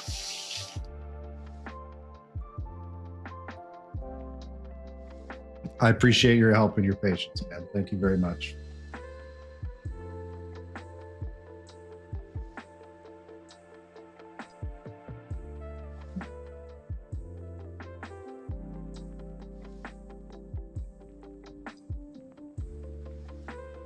Okay. But okay, so you said less than or equal to. Yeah, that makes sense. We'll do less than or that is minus. Sometimes it's so hard. I need to turn up the backlight on this thing because I can barely see sometimes. I have my keyboard has all the glyphs and letters on the front. Right here, they're all on the front. They're not on the top, so you can't just like look down at what the right key is, and you have to like be looking at the front. And if it's shaded, it's hard to see. Yeah, I really need to turn the backlight up. But now I have to actually see which button is the backlight button. Oh gosh, I don't even think there is a backlight key. I think I have to go into the software and turn that up. I'll do that later. It looked cool when I bought it, but I'm not sure I would get a keyboard that has the glyphs on the front instead of the top again. I don't even think I have an equal sign on that number pad. I think I just got to go to the number row up here. Equal.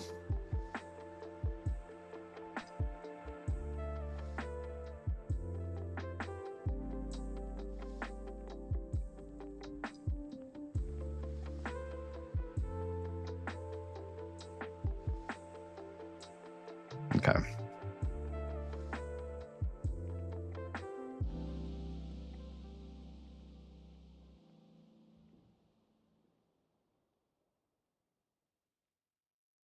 Okay, so now one more thing you notice, my pick function is green without the execution pins.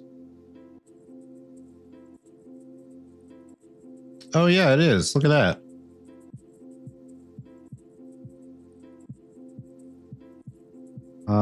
That's got to be something to change in the details panel then, I assume.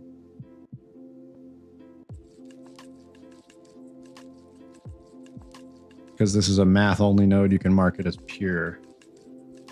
Oh, okay.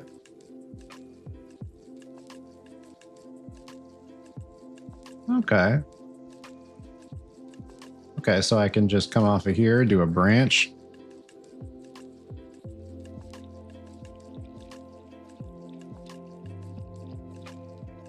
Recently jumped within time, 0.2 seconds. Reset, jump, and dash. Oh gosh. No, I might need to use it in a different spot. Yeah. Oh, well, it's already starting. No, that's got to go through the reset. I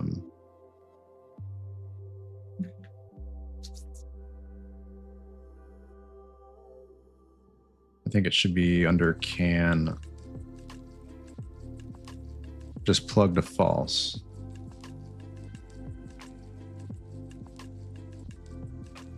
Oh.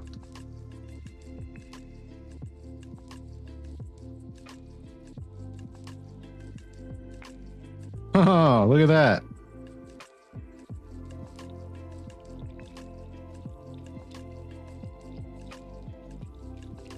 That's beautiful.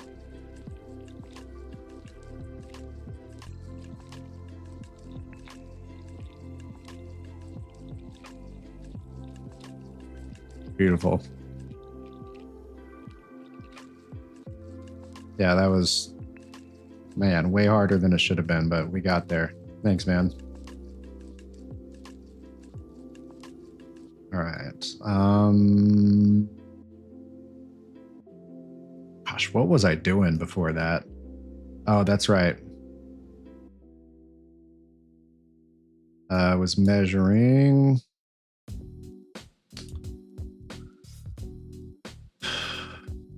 That exact thing. I was measuring the time it had been since the jump. But what was I using it for again? Oh, I think it was. I think my ultimate goal was I was trying to have it so when you jump, it cancels the grab. So if you're latched onto a surface and you jump, it cancels like your latch.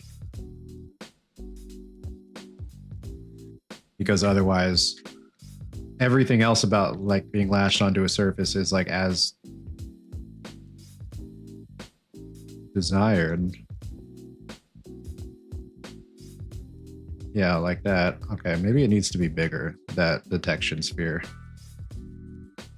That already feels pretty big, but maybe it does need to be bigger.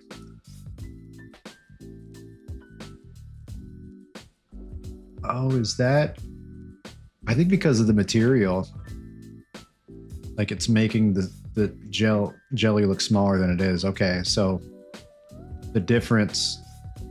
Okay, so that's, I don't know why it looks so different in the viewport than it does in game, but I think that right there at the bottom right here, this is where it's actually, where the slime is actually ending. This is the detection, so it does need to be bigger. So we'll do 3, maybe. And nope, that's not right.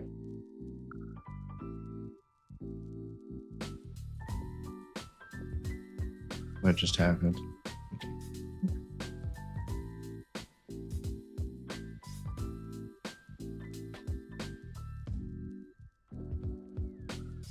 Maybe something like that. Maybe that's too big.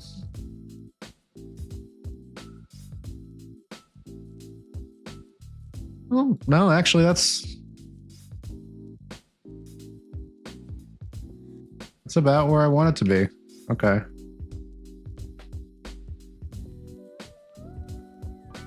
Yeah, I think visually I can make it look better later. Yeah, I could make it look good now, but that's probably about the distance I want it to be.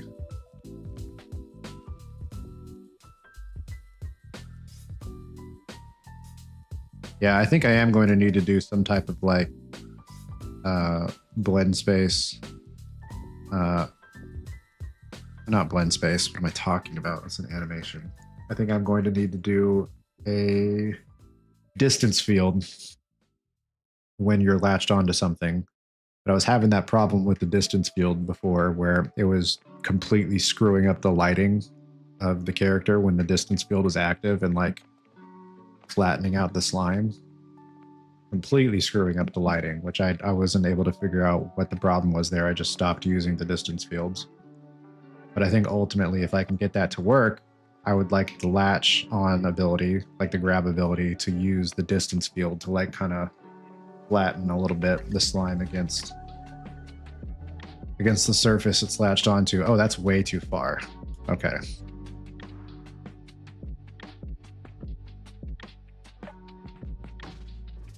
Maybe I could have something that like, if it's within that, maybe I can leave that distance, but like if it's, you know, within a certain,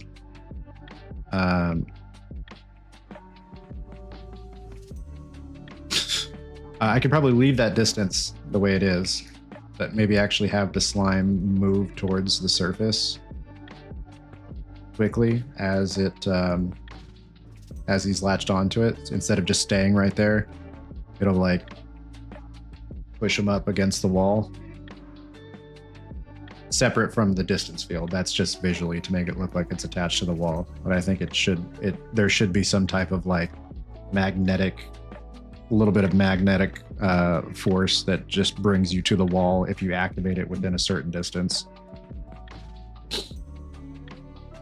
If that's the case, then this would probably need to be even bigger than it is, because you'd want a little bit of leeway if you click it just slightly what feels like outside the range.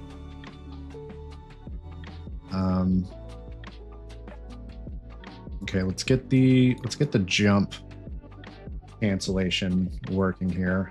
What was that? I don't even remember what I was doing here. Was this literally just to detect if I had just jumped? I think that's all this was. Yeah, I think that's what this is. I think I can get rid of the just jumped.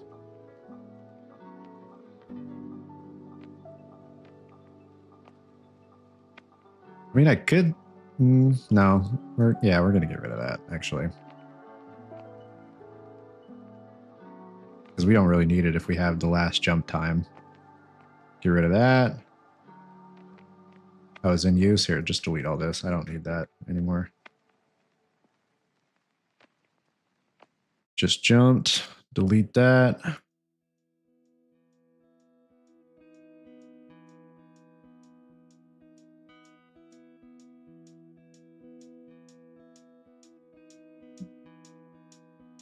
Okay.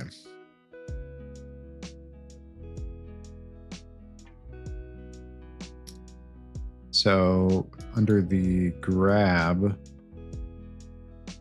that's the secondary action, is just setting the Boolean. So under the grab surface function here, if the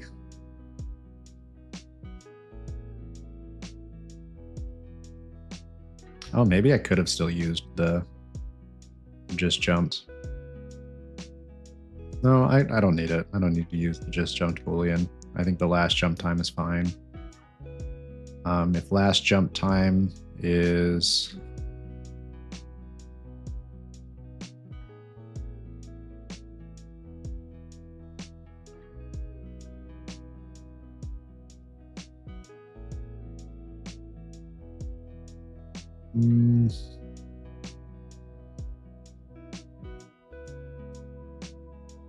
and I could, maybe I could still use it. My cat muted Firefox for a bit there. It took me a sec to figure out what happened. That's funny.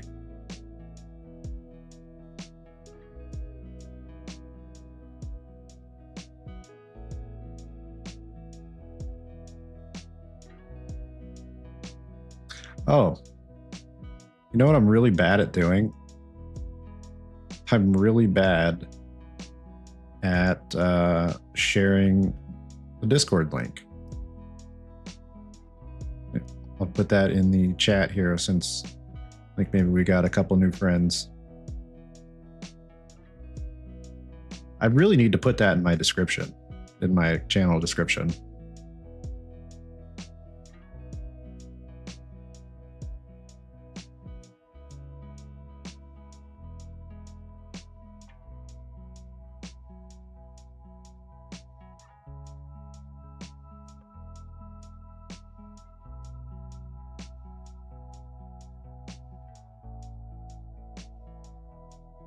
There we go.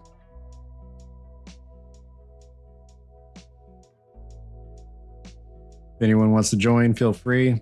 If not, no pressure. Right now, it's just me and Bacon Guy, the Bacon King, Baconator.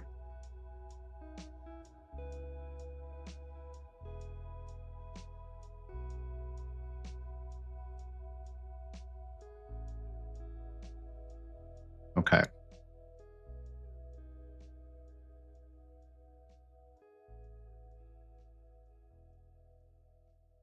All right, so this is, yeah, recently jumped.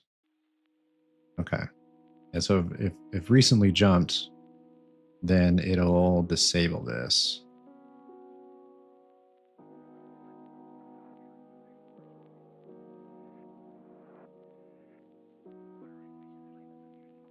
Let's get rid of that. I don't need the is grabbing anymore.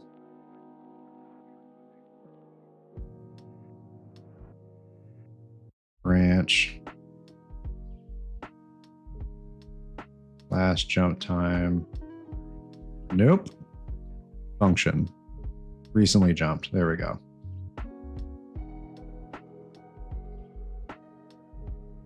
Recently jumped within the past 0.2 seconds.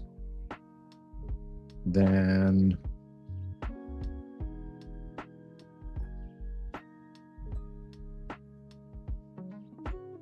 actually, it should probably be over here.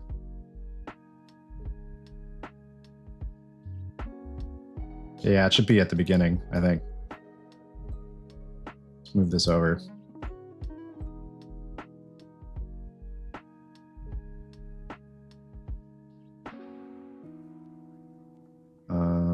Is grabbing true.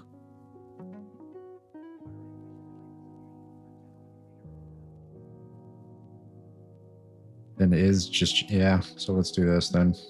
Just put another branch.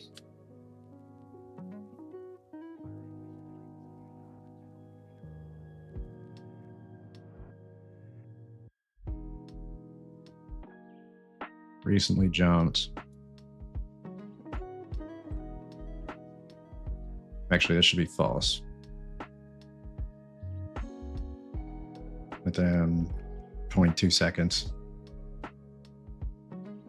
You can set the default input value on that function too. Oh, that's a good idea. Okay. Let's go to recently jumped.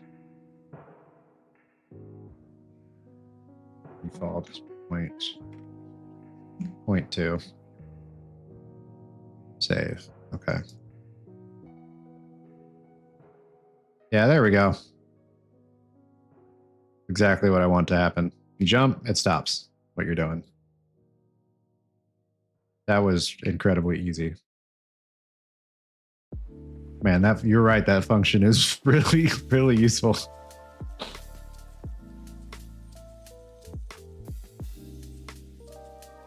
Oh man. I need to get a new desk at some point soon. This desk is fine, it's just it's a standing desk that has 2 legs, one on each side, so it wobbles forward and backwards quite a lot. I saw an ad for a standing desk that's like an L shape, so just naturally it has more points of contact with the floor and more parts that raise on it.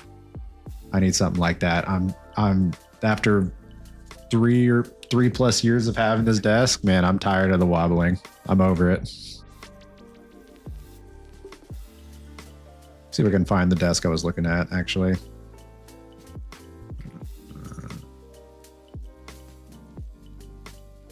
Oh, yeah, here it is. Oh my gosh, why is this so expensive now? I don't remember it being this expensive.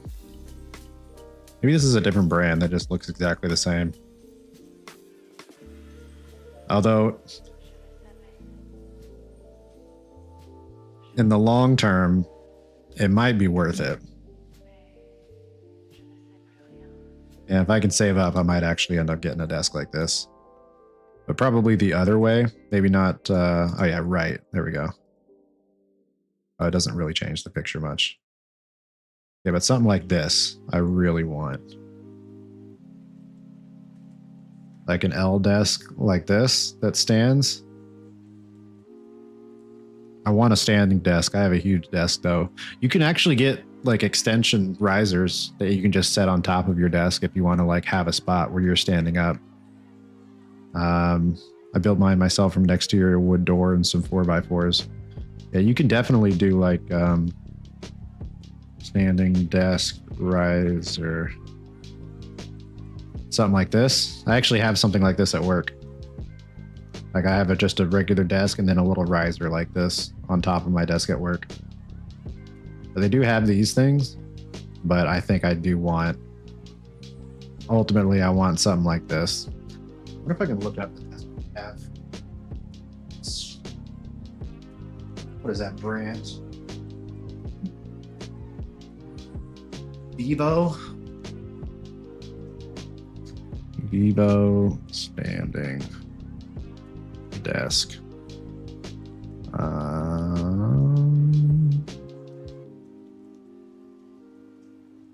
Oh, it's the same brand as the riser. That's funny. No, it's not these. It's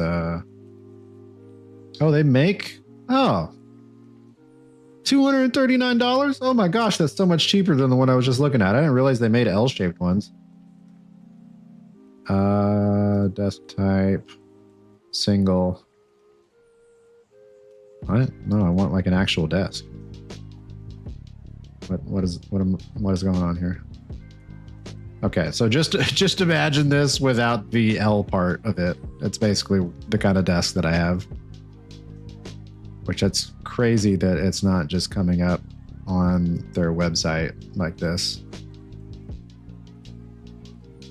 Okay, yeah, here it is. I think it's literally this one.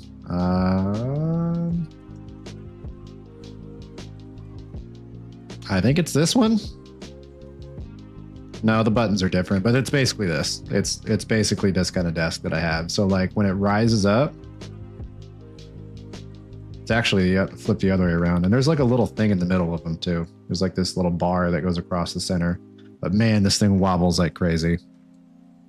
It's the only thing I hate about it is the wobbling. Something like this looks nice. This looks nice. But yeah, at almost $1,200.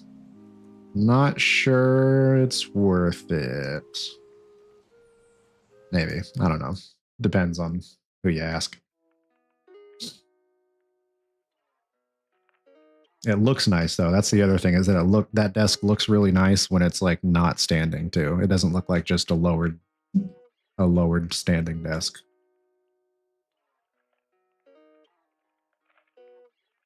Okay, so now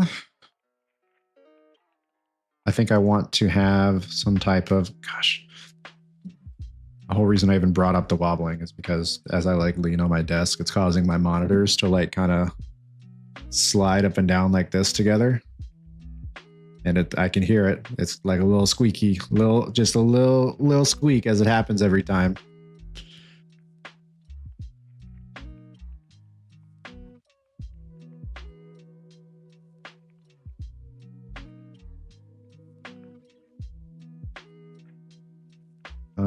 Okay. What was I doing? Right. So I want to reposition the ball to move closer to the surface it just latched onto. Probably like an overtime thing again. Essentially what I was doing there in the last grab surface. Something like this again, but for like setting the, I guess setting the transform. So I need to be able to get the impact point. No, because if it gets the impact point, it's not going to slide down the surface.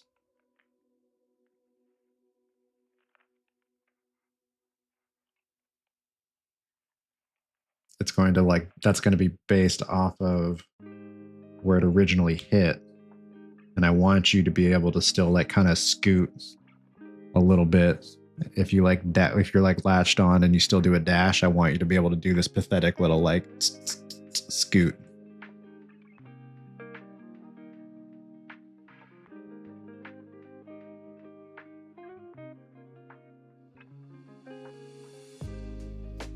So maybe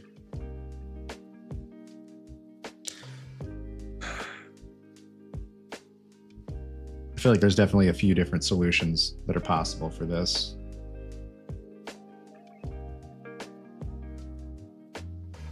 It doesn't need to always be moving you towards the surface there. Maybe just initially when it first happens, like when you first latch onto something, just in the amount of time that it takes for you to move from that position you're in to the closer position to the wall, just have it only active then, and then you like will slide down and scoot or whatever else, you know. I don't think it should be always happening on tick, or maybe it should be based off of a condition or a Boolean. So I think we should do... I think I should basically remake what you just made for me here for the recently jumped. But do it for, instead of recently jumped, like recently grabbed. And if you recently grabbed onto something, then it will move you closer to that until you are colliding with it, so it'll move you closer to that until the sphere collision will collide with it. This will be harder. I believe you're right. I do fear you are right. It's going to be harder, probably much harder. Because the hardest part, because I could have it like, I could just base it off of the object, but then it's going to go to the origin of that object. It's not going to go to the impact point. So I need to keep track of where it impacts. I need to keep track of if I've recently grabbed onto something. And then I need to lerp my transform from where my transform was when I grabbed to the impact point, because the impact point would be determined by the grab detection sphere, and then it will move my sphere collision to that point.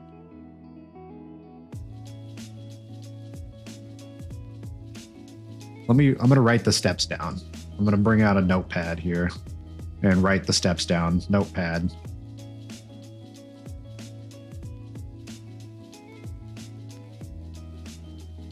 Notepad's frozen. Notepad's not responding.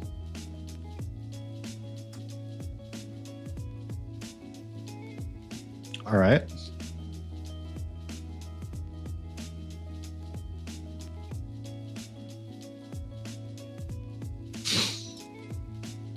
Your overlaps are not going to give you any points to work with. All you know is if there's an overlap within that radius. Yeah. I think I might need to have... No, that's not going to work either. I was going to say, I think I would need to have some type of raycast pointed towards velocity, but that you're still going to be able to grab onto something whether or not you're going towards that.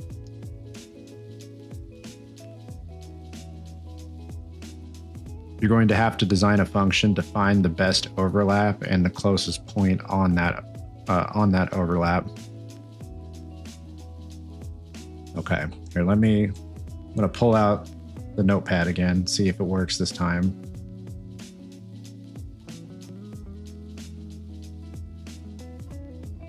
Why is Notepad having such a hard time opening? What the hell? Fucking Windows 11, man. Yeah. I'm sure what could have been a text editor. The network path was not found. What network path? It's Notepad, brother. What are we doing here? Not everything needs to be a React app, bro.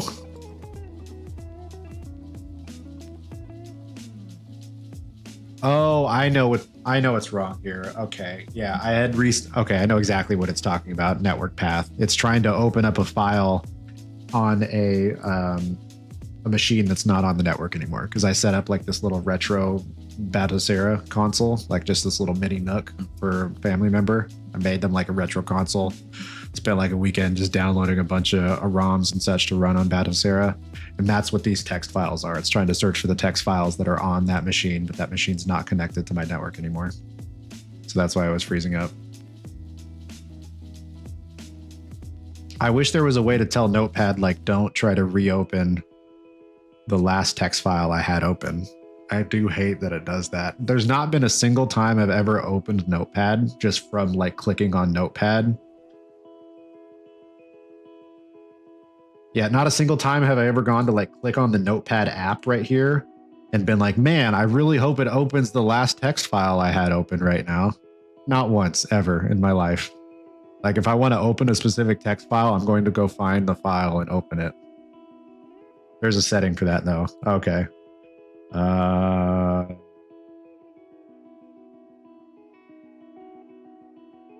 Setting right here. Settings. Recent files off. Cool. Yeah. They're Copilot. What? No, off. Get a Copilot. What are you doing, man? What are you doing in my Notepad app? Get out of here. Nobody likes you. You're the Bing of the AI world, literally integrated with Bing. You missed one. When Notepad starts. Continue previous session, start new session to discard unsaved changes. Yes, please. Okay, I guess I see what it's trying to do. It's trying to make sure you're not losing your progress if you didn't save, but that's Notepad, baby. You didn't save it? Tough. Should have saved it. Okay, so logic flow here. If I don't save it, it means I didn't want it. Exactly. Okay, so we'll go. Moving towards grabbed object logic flow. All right, so one, need to grab the object, which we've already got done. Two, it needs to figure out a point at, I need to figure out the point of contact from the grab detection based off of the object. Okay, so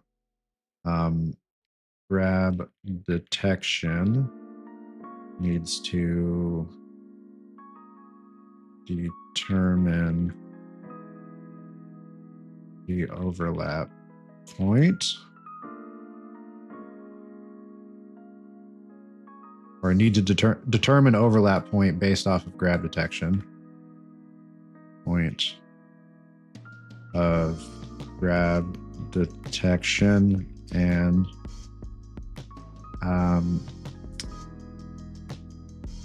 grabbed object, grabbed actor.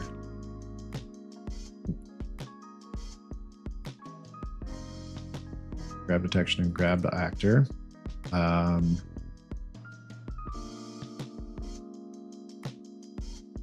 Save current transform.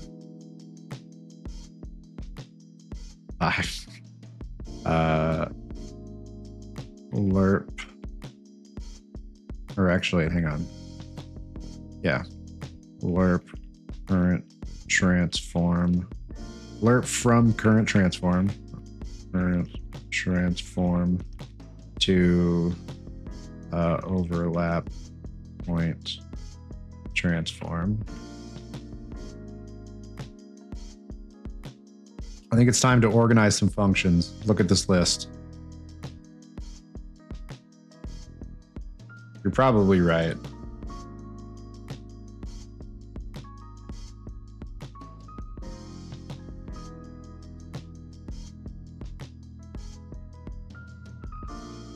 Yeah. Yeah, that's a lot of functions. It's just unorganized functions. You're totally right. And variables too, my God. Okay. Yeah, we have the whole bacon category, which I should probably also just like put them into their respective like meaningful categories too.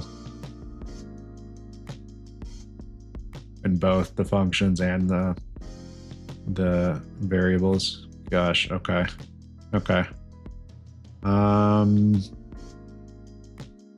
Let's see.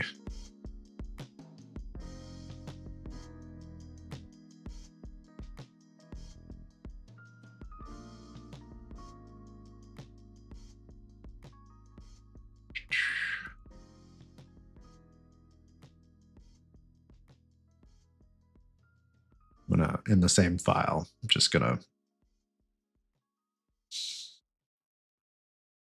look at the potential categories be. So we'll do, so we have, okay, so we've got movement for sure, needs to be its own category under functions.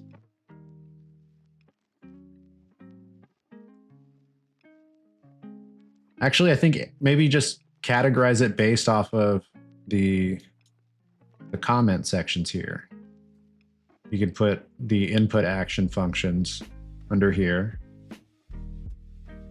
Pretty much anything under input actions. Okay, so let's do aim. Where's aim? That's under camera.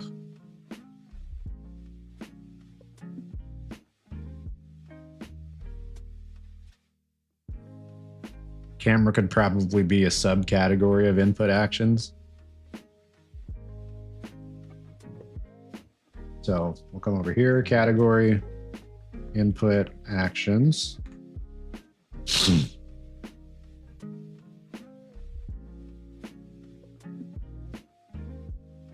We'll put camera under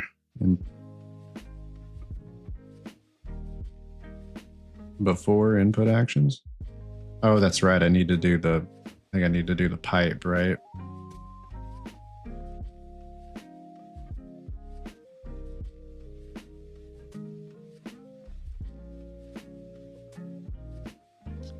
Yep, I typically use config input. A cat hair coming out of this. Yeah, I typically use the config input / output functionality, networking debug. Sorry, I'm trying to wrap my head around that. Use config input / output functionality, networking debugging. Okay, okay, I see what you're saying. I see. Yeah, config input output functionality, networking debugging. Okay.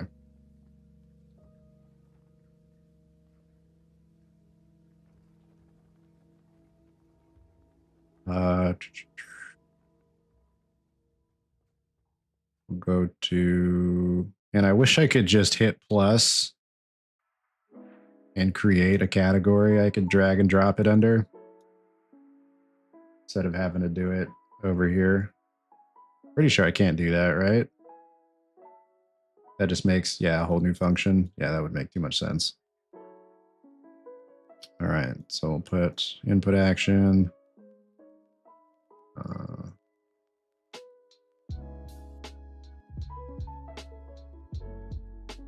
Aim.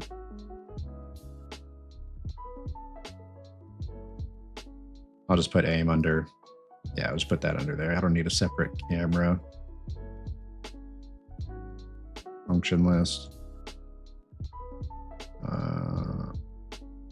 Interact.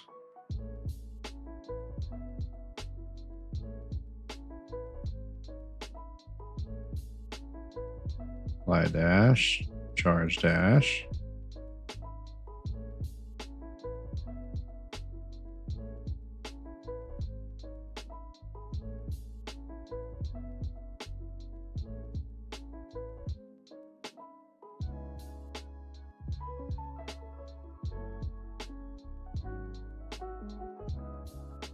Twitch unnewlined those. Config input output functionality category system was developed back in early UV4. It hasn't changed much since. It could use a proper rework update. I agree.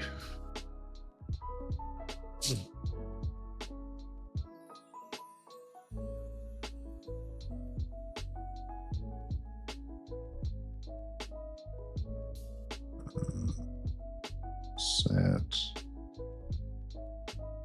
dash charge time.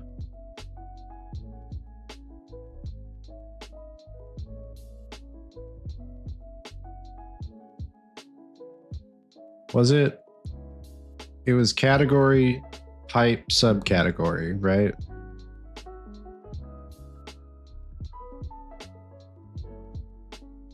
Because I almost just want to make. No, maybe I shouldn't go too crazy with nested categories like that.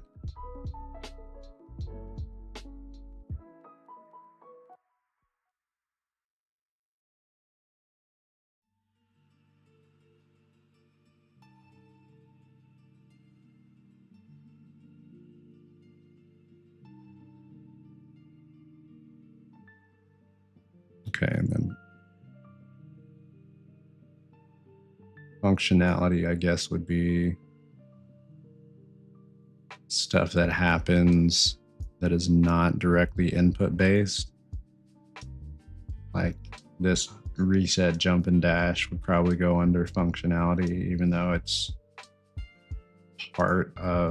even though it's related to an input, you're not actually part of your input action flow. It's like resetting your ability to do an input action.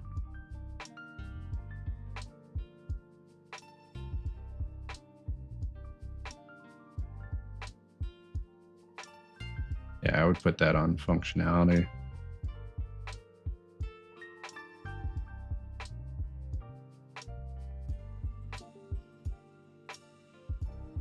I mean, or it could, oh gosh, you know what? This can probably just go inside reset, jump, and dash.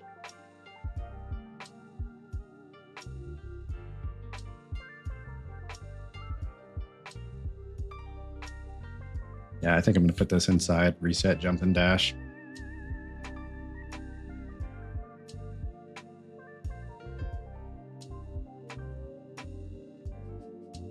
That there, put that there, over here, that there.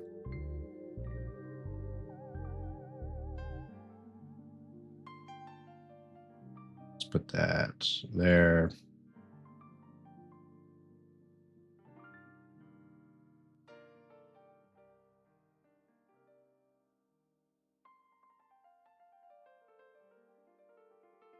Maybe events.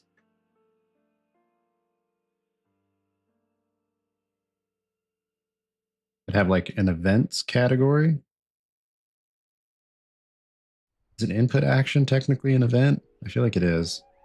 Yeah, event for when, okay. Maybe like a non-input event.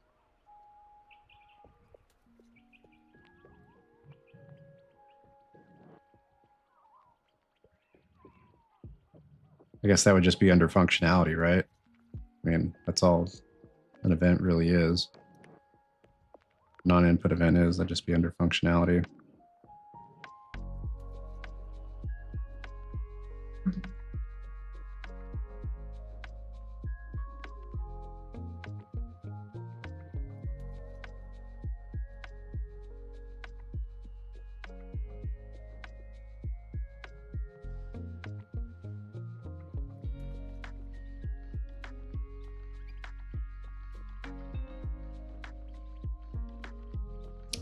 Yeah, that makes sense.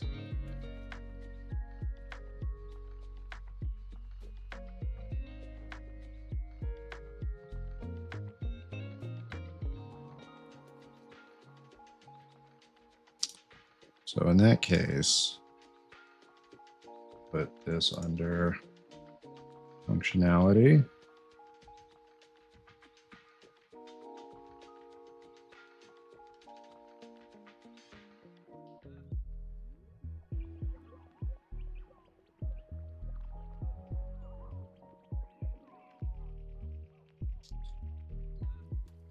Set camera angle.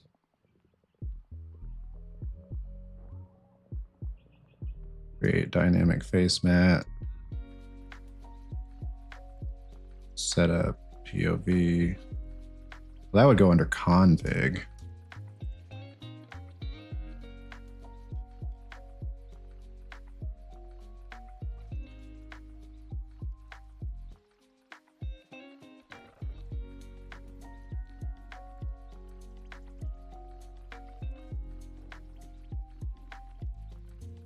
I think, maybe. Depends on how you want to define it, yeah. Right now it is just like functionality, but if I was to have it more based off of user-defined values, that would probably be more of a config, because config is supposed to be dependent off of defined values. To me, those are internal variables derived from the config, so functionality. Okay, I see the logic there. And under functionality.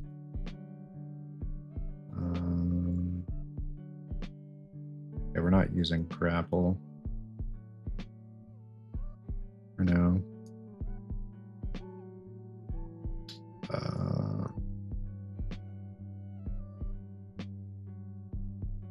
Set actor location. Yeah, that doesn't need to be its own function, so.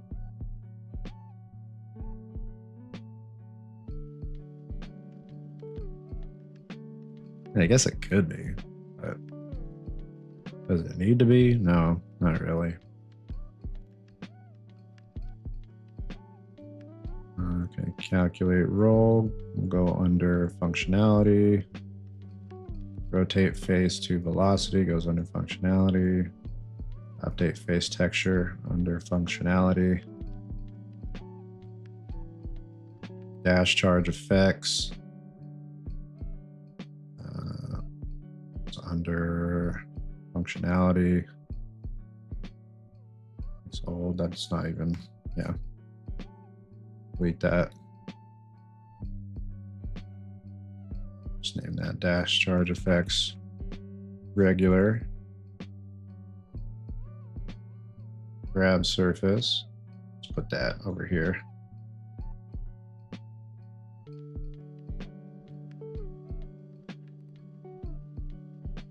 Under, I mean, I guess under functionality, it is technically triggered by an input, but yeah, that's now where it's the definitions are getting a little muddied, because really the input is just setting grabbing to the true or false, but you could argue that grab surface should be under an input action because you are triggering that input. It's just what the condition of it firing is.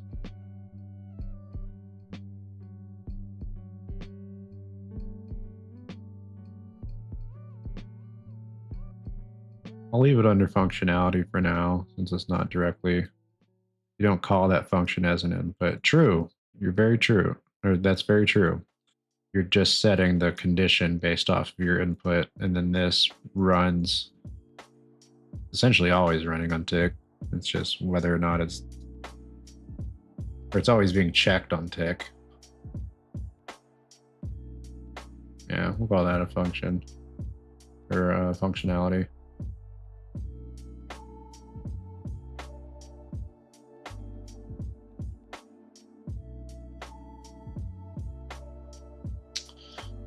And then where's line trace from camera?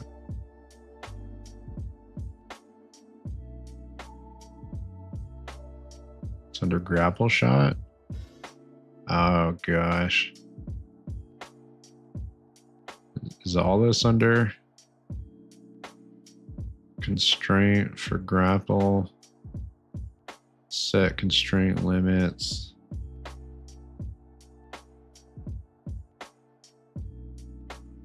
That's setting constraint limits somewhere else. Set world location, set visibility, set.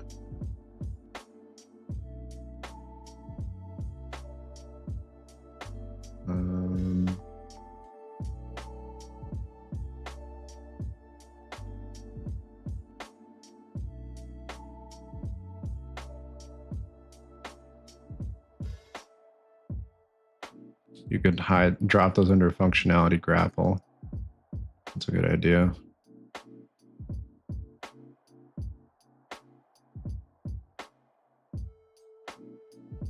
Functionality type grapple.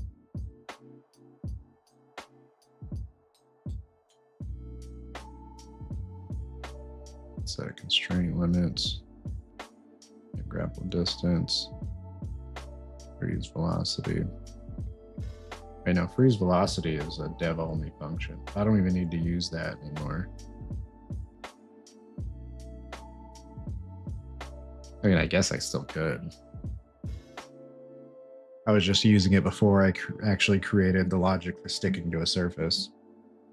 It's really the only thing I was using it for, was to not roll down a hill unintentionally.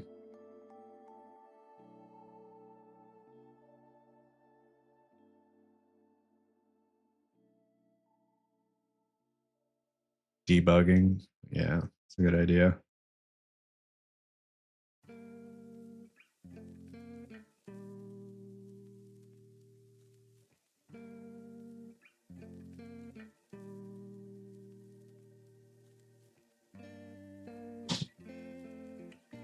Recently jumped.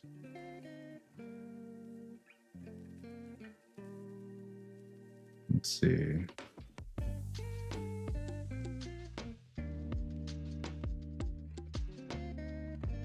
I guess that would also go under functionality.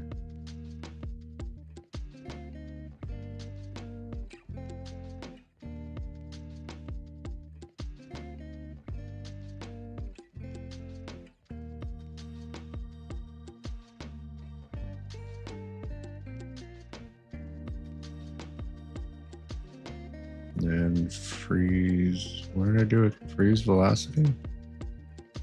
Why did I put it under grapple? What the heck? Okay.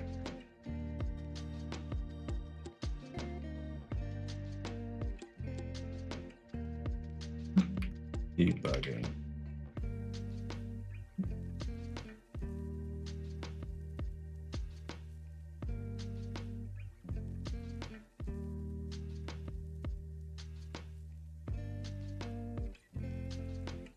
Recently jumped would be an output. Oh, okay. Yeah, okay. Okay, I see what you're getting at here. Okay, so yeah, I'm gonna change. These will just be input.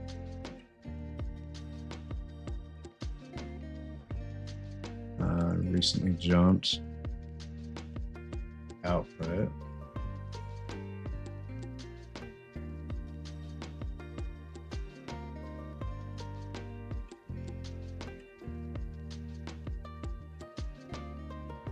Okay. Definitely much more organized now. Now the variables. God. Okay. God, this is going to be more difficult than the functions.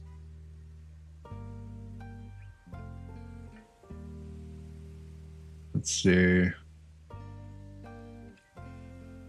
Use the exact same category for variables. Oh, okay.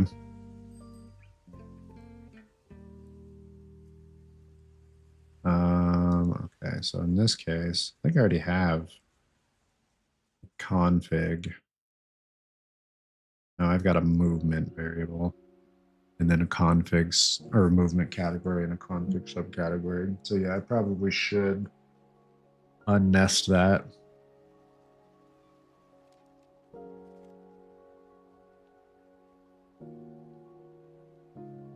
Or maybe under config, I can have like a movement config or a movement subcategory instead. So we'll just have one config category and then a movement subcategory. Okay. I see. I see.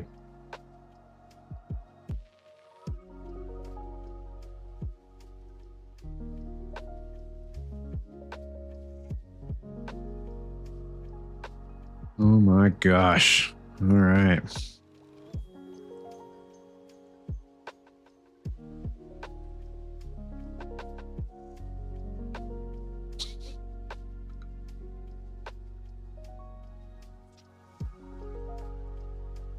So even though this looks not fun to do right now, it is definitely best to do it now because yeah, before exactly what you just said was what I was about to say. Is that I imagine doing this in like a month or two or 3 or 4 months later. Oh my God, that would be a nightmare. Okay. Okay, yeah, because these categories are just all haphazardly thrown around with no real like rhyme or reason to them. Like there's some rhyme or reason, but there's no consistency to the rhyme and reason. Okay. All right, so let's collapse the functions. Just deal with variables here. Components. Why do I have this components? Oh, I see. Okay, these are literally just the variables for the components up here. Okay. That can probably still stay under components, I'd imagine, right? I assume you keep a category for just components in the way it's automatically categorized like it is here. Okay, yeah, leave components alone. All right.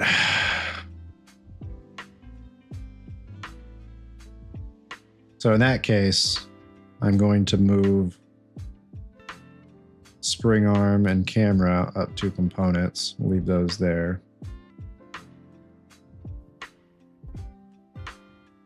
I'm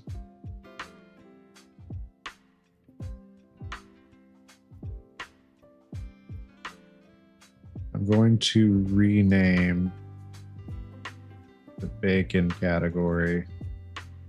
I'm just going to name that just config for now.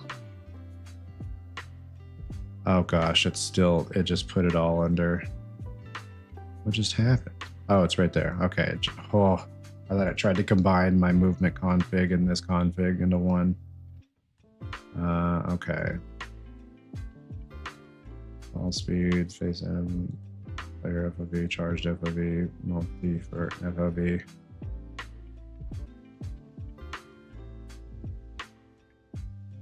Is that the same? Are those the same variables that were in there before? Did it add stuff? Am I crazy? Maybe it was the same. Okay.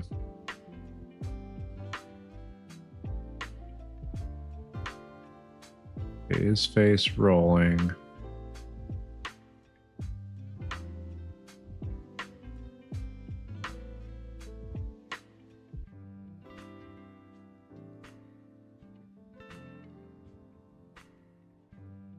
Holy moly. Okay. Oh, this is going to be tough. It combined some? Oh, brother. Oh, brother. All right. You know what? The FOV ones were in config by itself. You know, what the heck? Why did it do that? All right, so then let's just get these out of config. Is face rolling, ball speed, dynamic face mat. That should be in functionality.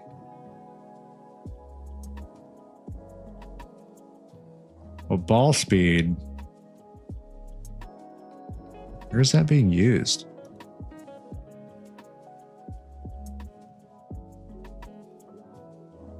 In calculate roll. Okay.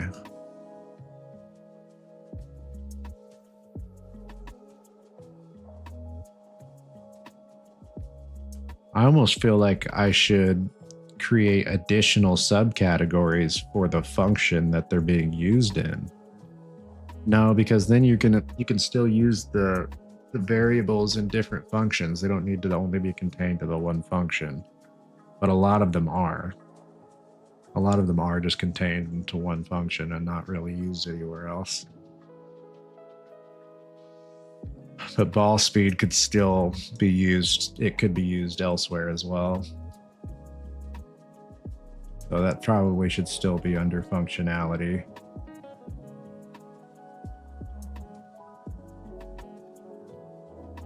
Yeah, okay, so we'll put that under functionality. Calculate roll as generic, ball speed can go in functionality.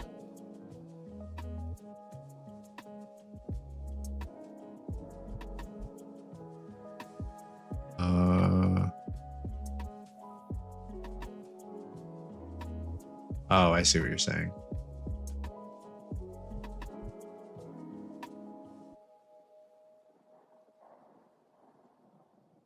So,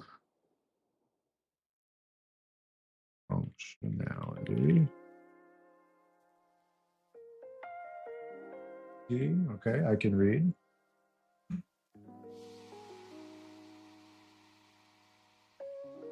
Is face rolling functionality. Base roll additive rotation functionality. Ball speed is just the player velocity. It is just the player velocity. You're correct. Player velocity. Yeah, okay.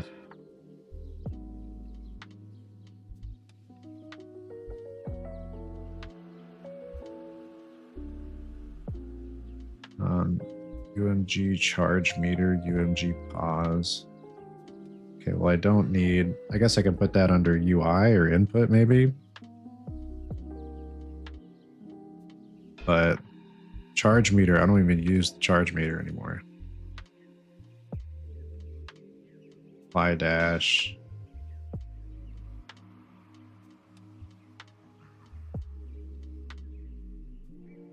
Yeah, that, I don't use that. I don't use that anymore either. Yeah, I'm going to get rid of this. I don't use the charge meter. I don't need the charge meter.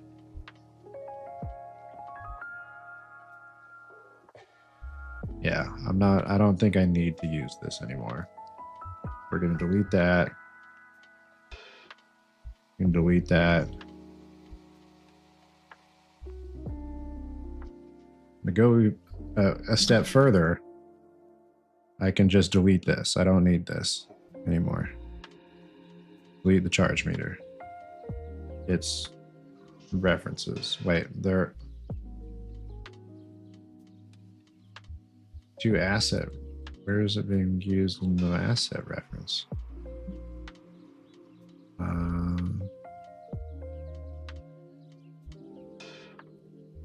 Is it just the variable that I didn't delete yet?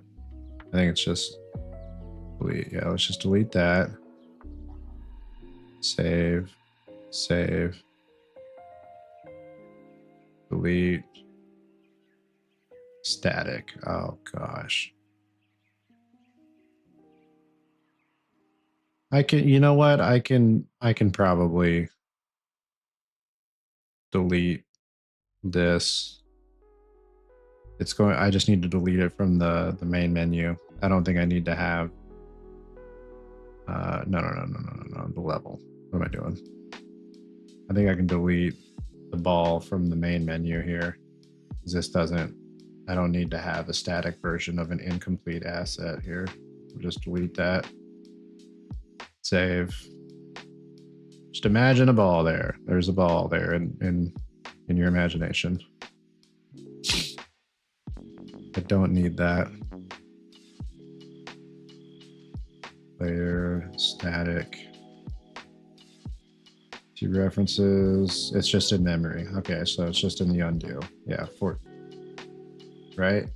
Yeah, it's still referenced in memory. Okay, there are references in the undo history, so the history will be cleared.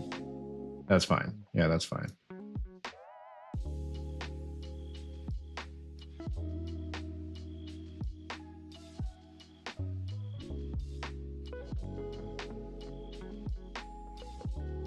Okay.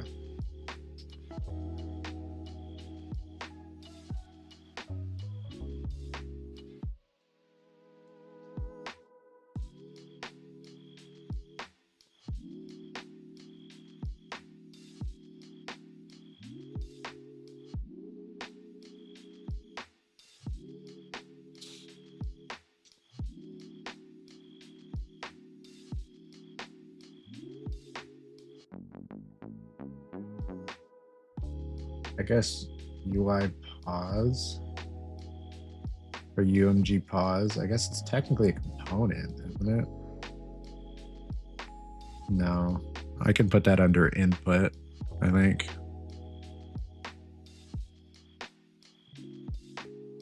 Or UI, I don't know.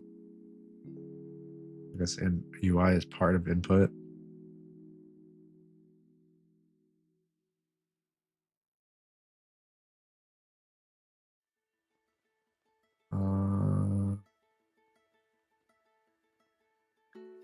Put under UI, I guess. I don't know.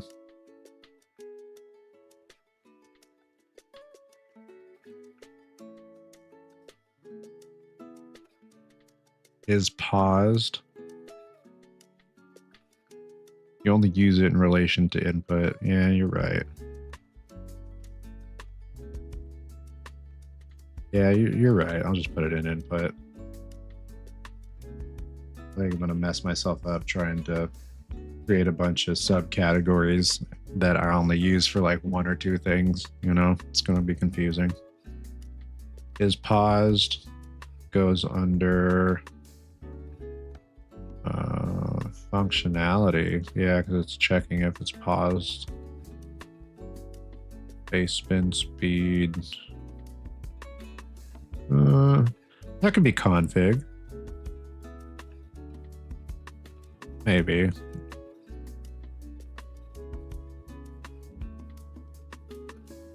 No, that should probably still be under functionality, even if I'm like checking it manually. Yeah, that's config. Okay. Okay. We'll put that under config. Base spin threshold. That could also be under config. I exposed it. Yeah, I do think I want to expose that and adjust that a little bit later on, so I'll put that under config.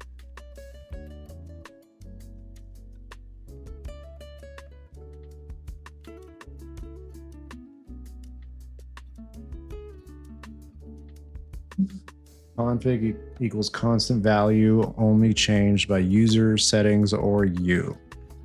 Okay.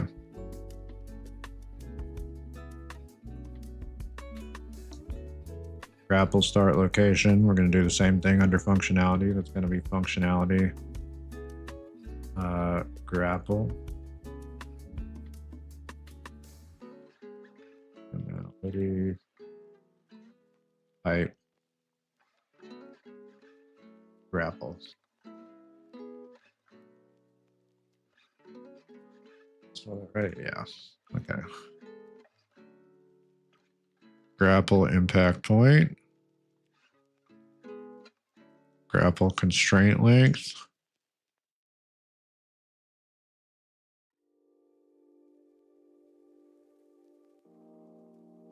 Is player grabbing functionality. Direction. Oh, that's timeline direction. Okay. Find references.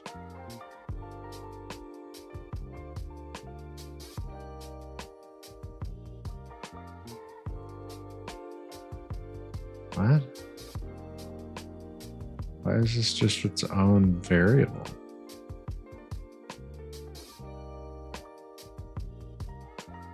Why is a pin that I haven't dragged out from being listed as its own variable?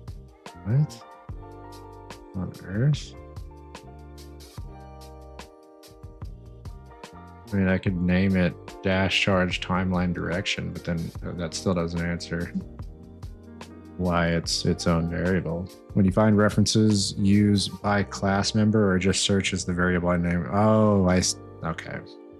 That makes sense. By class member.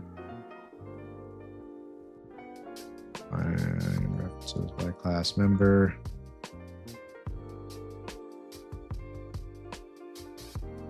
No results.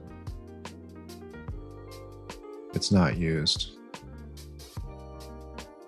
Okay, so I can just delete this then. Deleted.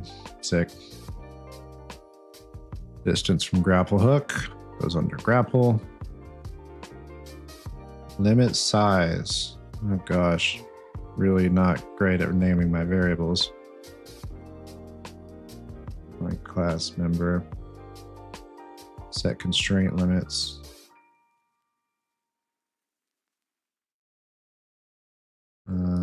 Constraint limit size. Rename that.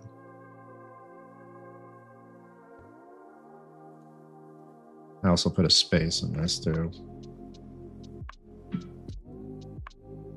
Which I'm wondering why I don't just name everything with a space. I guess it's easy. It's like more condensed, but if it can be named with a space, just fine. don't know why I was taught to like camel case it like this.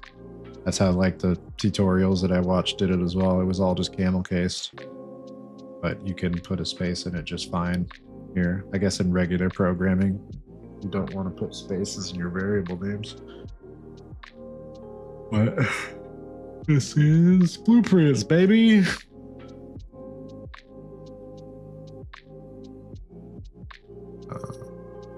Grapple constraints. Limit size. There.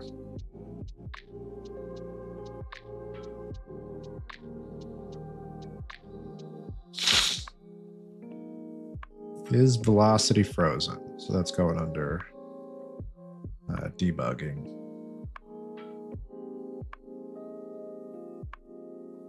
Yeah, it's a holdover from text coding, I think. That makes sense, I guess.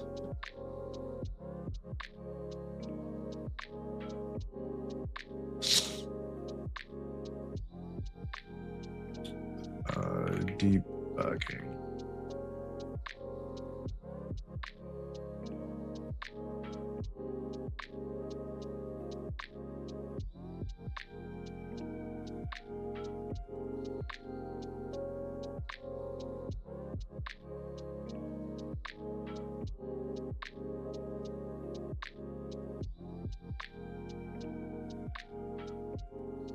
Okay, so this X minus is not being used. So I think that means I can just delete it.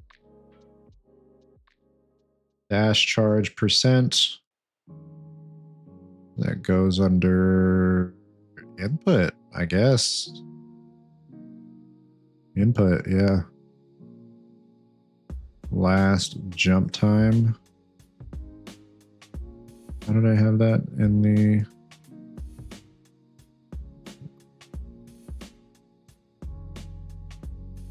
Under functionality? Output.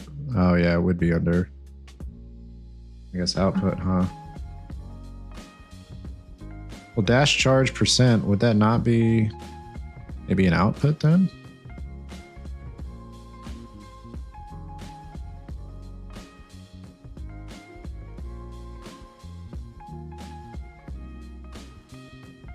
If you click the edit menu at the top, there's a delete unused variables. Delete unused variables.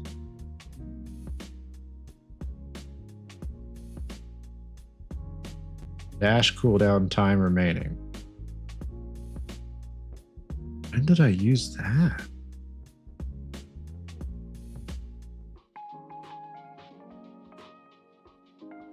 I don't remember when I would have used that, but yeah, sure, delete it. Good call. Last jump time. That's an output, right?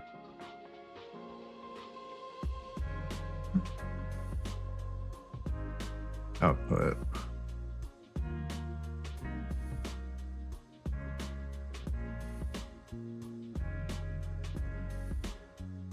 And then these movement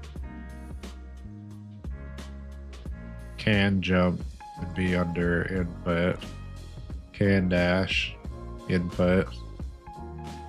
Charging dash input. Final dash force.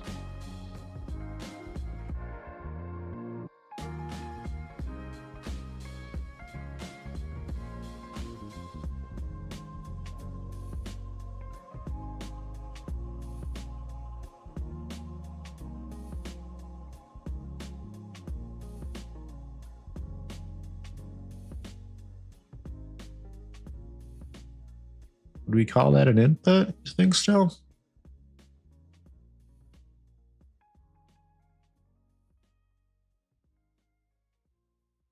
Functionality? Okay.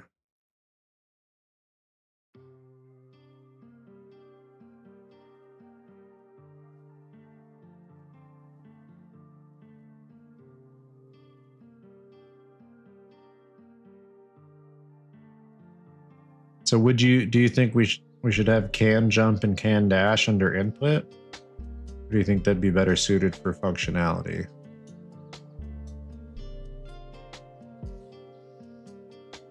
And also, if they should be an input, then I should probably have is player grabbing under input as well. I feel like that should be input. That's actively changed by an input. Okay, so stuff that's actively changed by an input should probably be under input. Can jump is actively changed by an input. Can dash, charging dash. Can generally goes in functionality. Is generally output. Oh, okay. What would you put in input for the variables then? Just pause?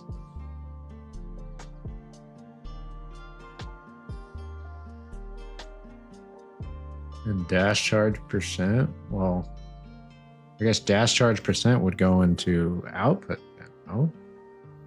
Based on that logic.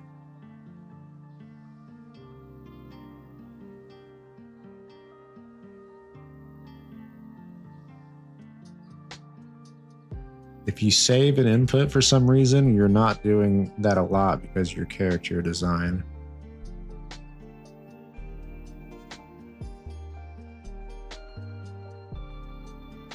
I guess you're right, huh? I guess that's more just a result of how my character is made, or the type of character I have.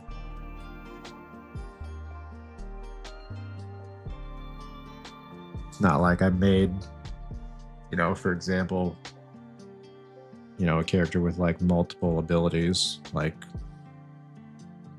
an MMO or whatever, like spells. It's not like there's like, multiple abilities or spells or whatever, just as an example. Those would all be under input, but I don't really have that.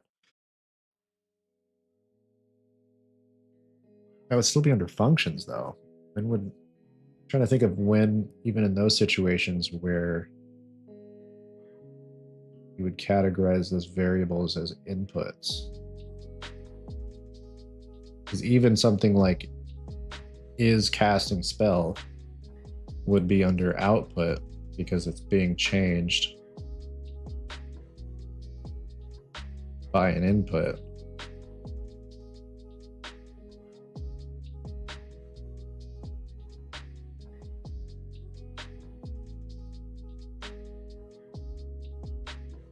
Think of like a car. You have your actual input, then a throttle sit. You have your actual input, then a throttle save variable. Okay. Okay.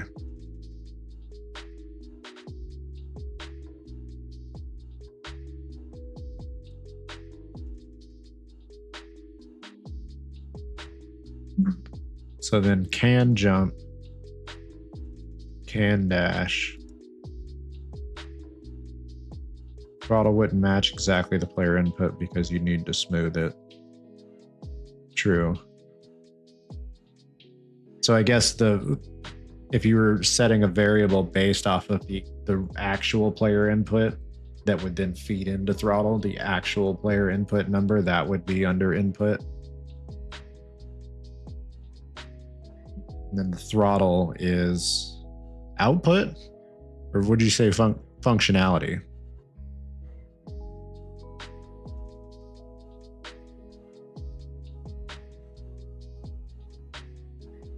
They both would be inputs. Okay. Okay.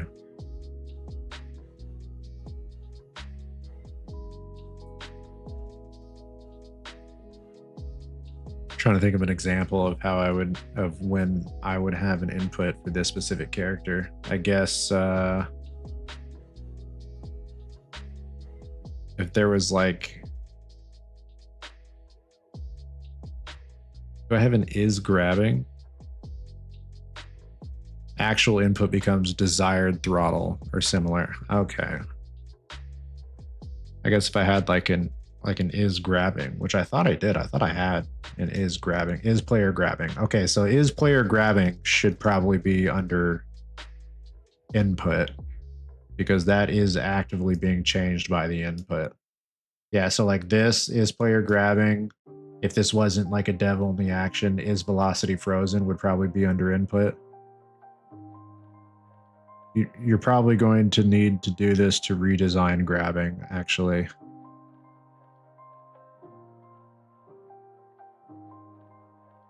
What do you mean? You'd want desired grabbing, then an is grabbing.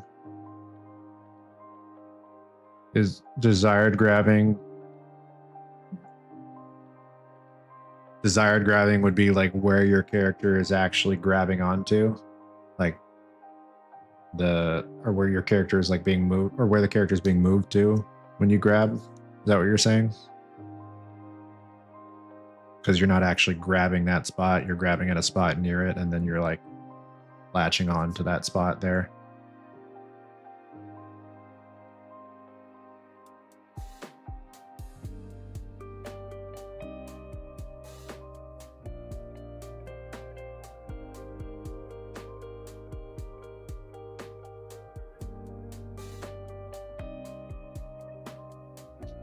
Desired is your actual input. Is grabbing would be if it found an appropriate overlap and then it can run the logic to grab onto it. Oh, I see what you're saying. Okay.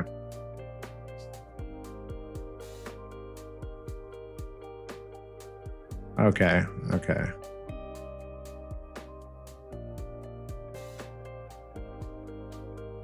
So more of like, I guess another way to reword that, which probably isn't how you'd want to name the variable, but another way to like reframe that is like, is your player desiring to grab in that moment? Like, are they wanting to grab versus if they're actually grabbing? Because if you're wanting to grab, that would fire when they actually hit the input, and then is grabbing would be triggered or set true if they successfully are grabbing. Okay.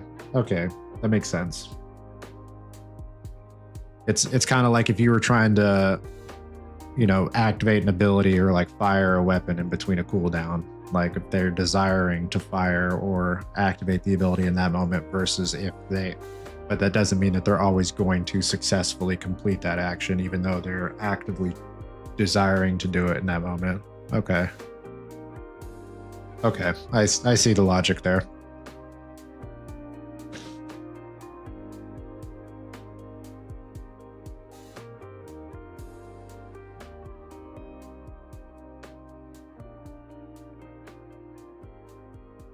So I should change is player grabbing to desired grabbing.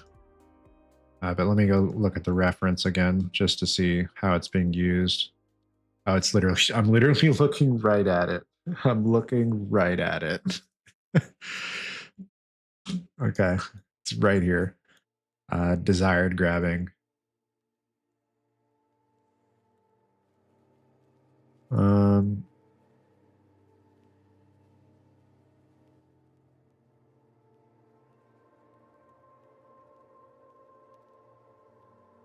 I think desired grabbing. I don't know why it's harder for me to wrap my head around that. I probably should, but like I guess another way to word it would be like, is player intending to grab? No, because that doesn't mean you're actively attempting to grab. Or player is attempting to grab.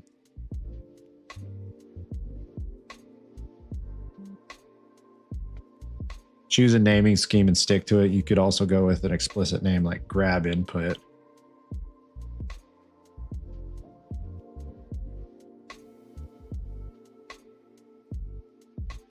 Yeah, grab input.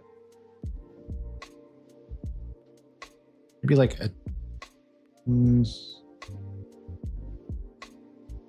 attempting and succeeding for some reason seems to make more sense in my head. Attempting to grab, succeeding, successfully grabbing. Attempted grabbing, successful grabbing? No, that doesn't. I'll come up with something. As you know how great I am with making names. Yeah, desired is good. Yeah, desired grabbing. I think you're right. I think desired is probably better.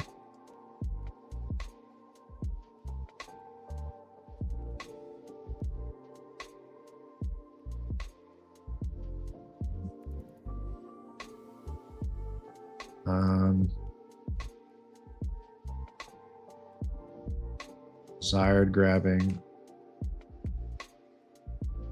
Yeah.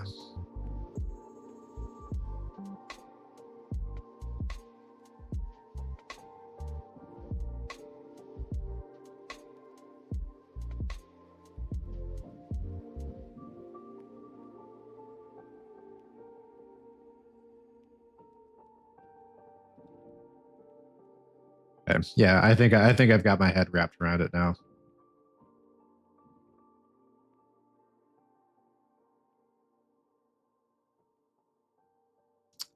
Okay, so desired grabbing would be under input.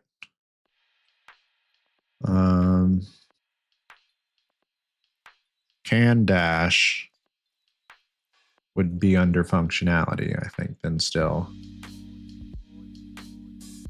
Because you're not, it has nothing to do with your input. It is a functionality that is a result of your input, but it's not the actual input.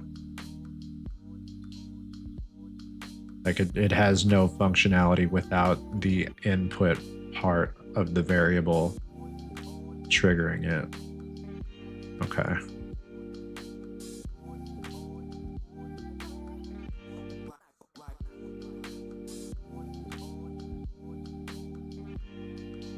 So in that similar sense, we would want, instead of is velocity frozen, it would be desired velocity frozen.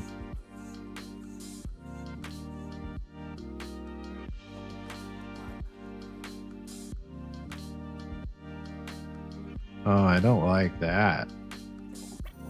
I can't.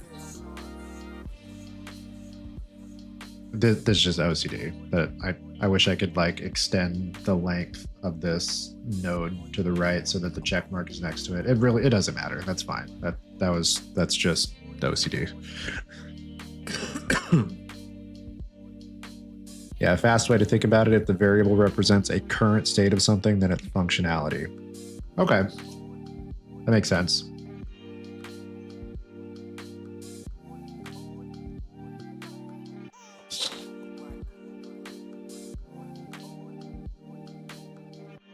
So can jump would go under functionality.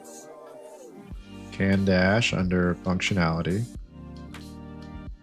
Charging dash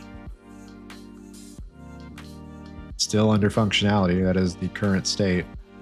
It's not desired dash. It's charging dash. But I think this should probably be renamed to desired, because that's the way that it's set up here. I think ultimately this is functioning more as a desired dash rather than a charging dash. Because charging dash would be more if you were setting a Boolean variable based off of if the functionality you've laid out is firing successfully the way you want it to.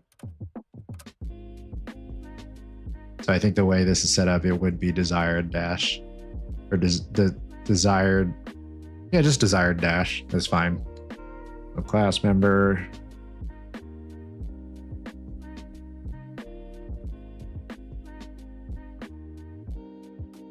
No, charging dash. Find references by class member.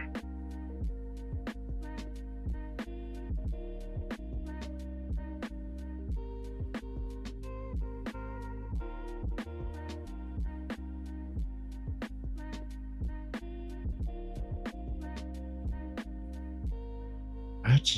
Where else am I using that? Oh, it's under charge dash. Okay. Would that be is dash charging? Charge dash.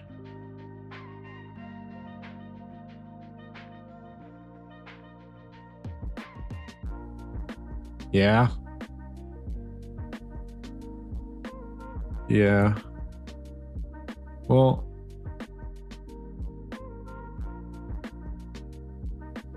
sorta.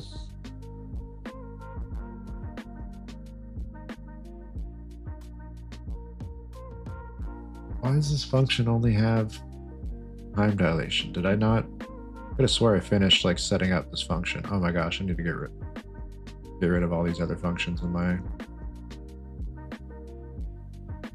use velocity, set up FLB, get out of my taskbar here.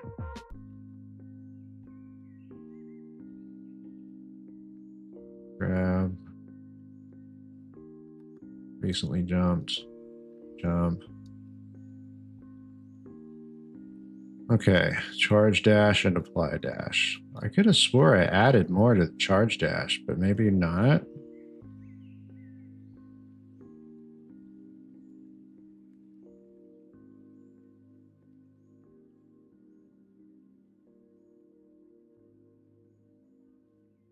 No, because charging dash should probably...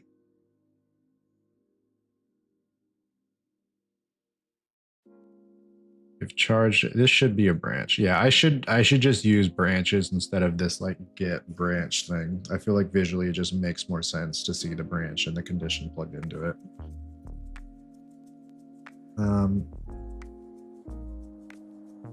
Matter of fact, I'm just going to do that right now, just for the sake of my sanity.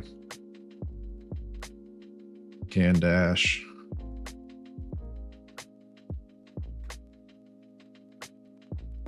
True.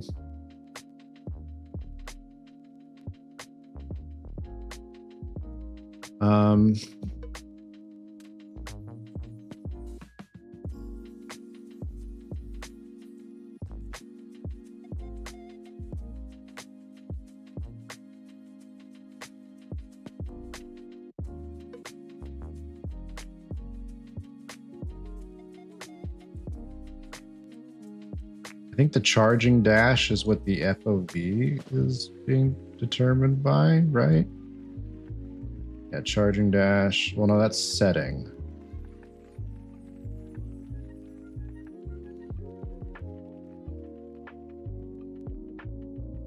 I'm trying to remember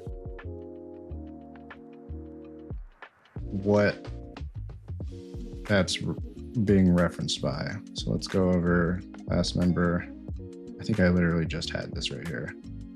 Go update face texture, apply dash, charge dash, setting. It's only under update face texture that that's being used?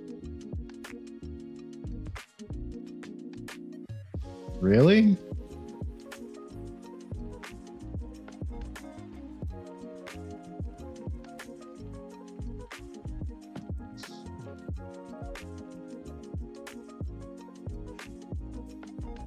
I could have sworn that that was being used under the FOV as well, but I guess not. Okay.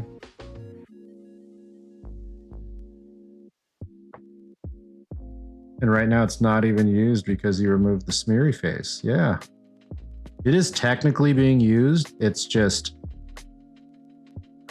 I just replaced it with the same slime face for the time being so I could come back and like have the logic still be there if I wanted to add more conditions to changing out the faces.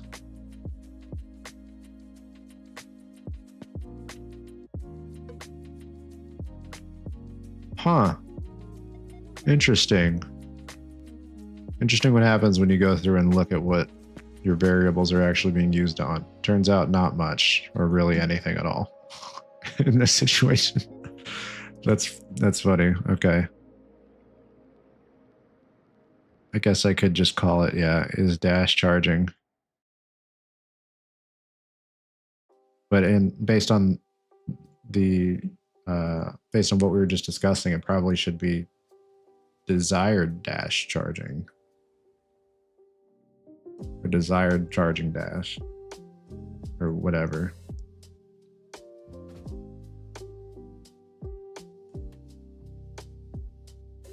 I'll just call it is dash charging.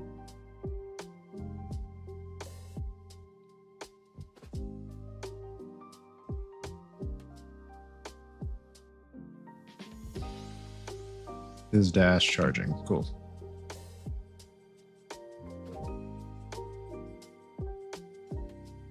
Okay.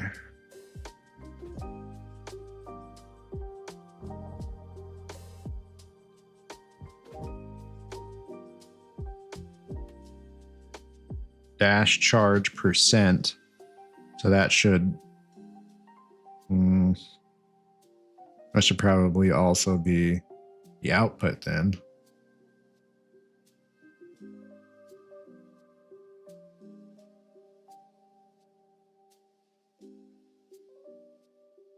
Well, it does represent the current state of the dash charge.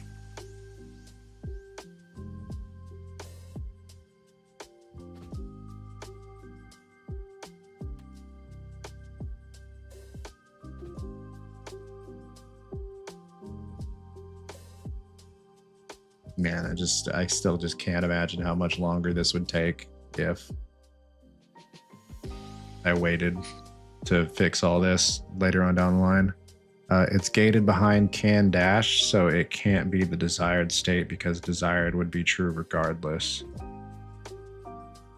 True. Okay.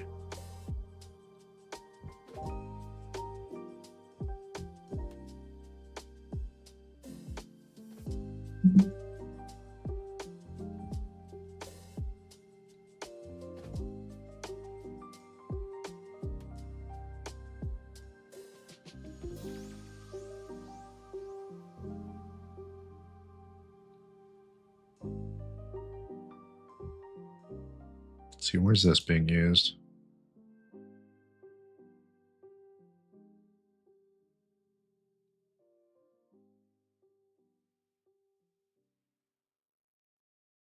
Setting the dash charge percent. So that's definitely an output. This charge percent is outputting into the dash charge percent variable.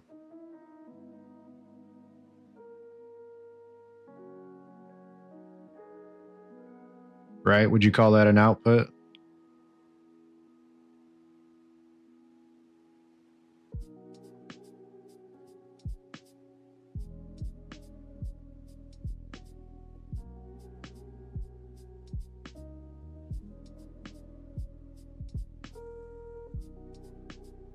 Where did that even go?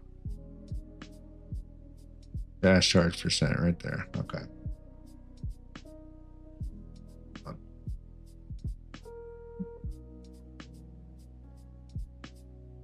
Dash jump time, dash charge percent.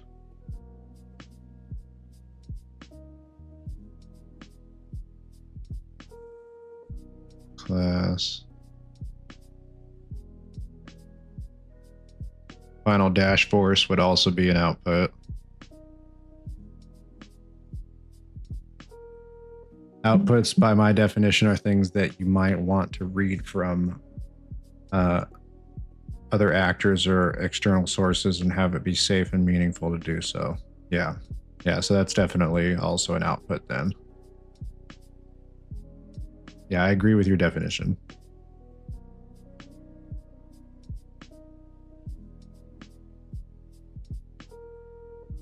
But player velocity would also be an output then.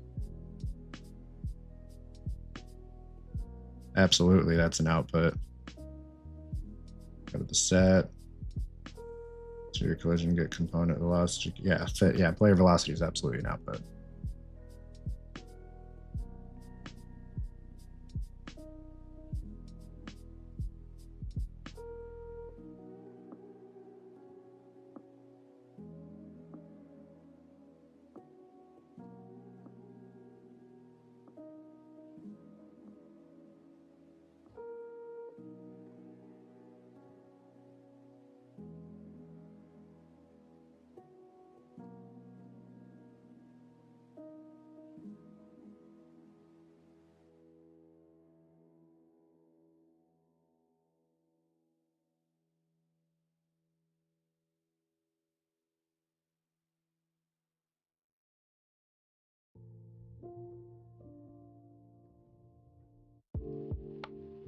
Find references for dash charge velocity.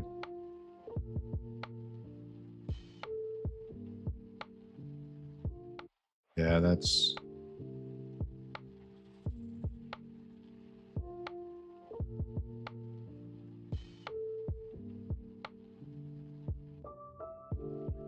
I feel like dash charge velocity Am I crazy to think that it would make sense to put the word desired in front of this?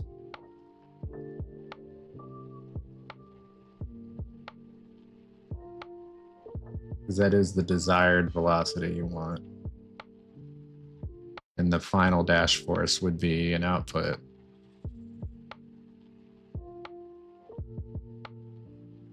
So dash charge velocity, it's not an input.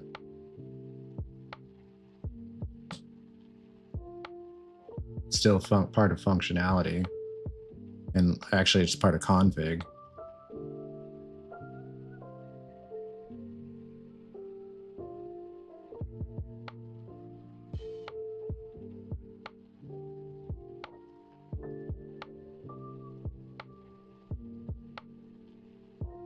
Desired really only makes sense if the functionality can deny it as a request.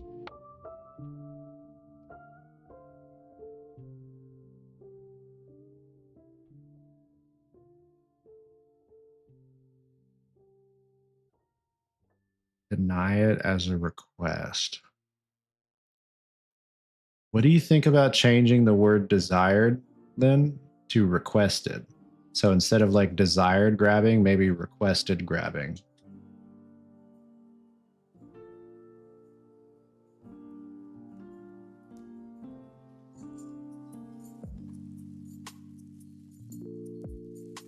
It fits, yeah.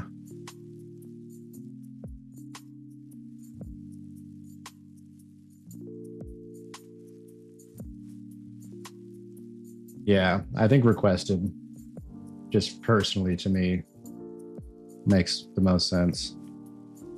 Requested grabbing. Yeah, requested velocity frozen. Okay, that makes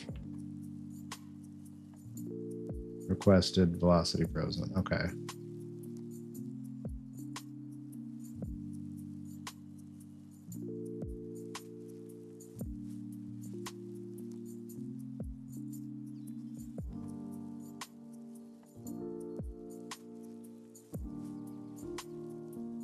Yeah, I think that's what I'll go with personally. Because now, where was it?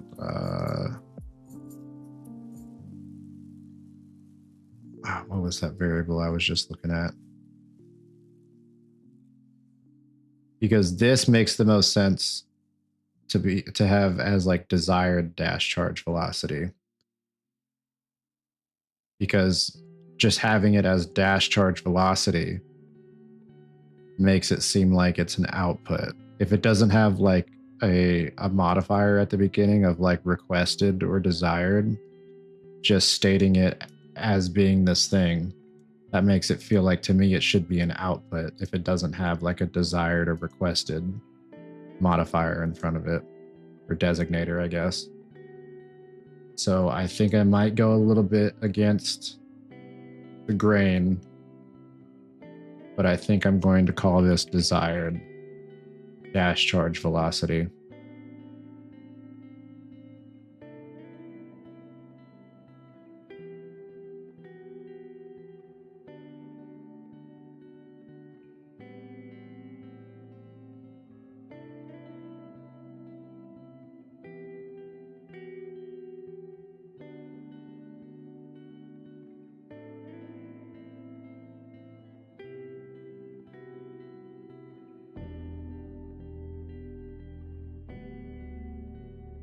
And then same here, like desired dash charge time.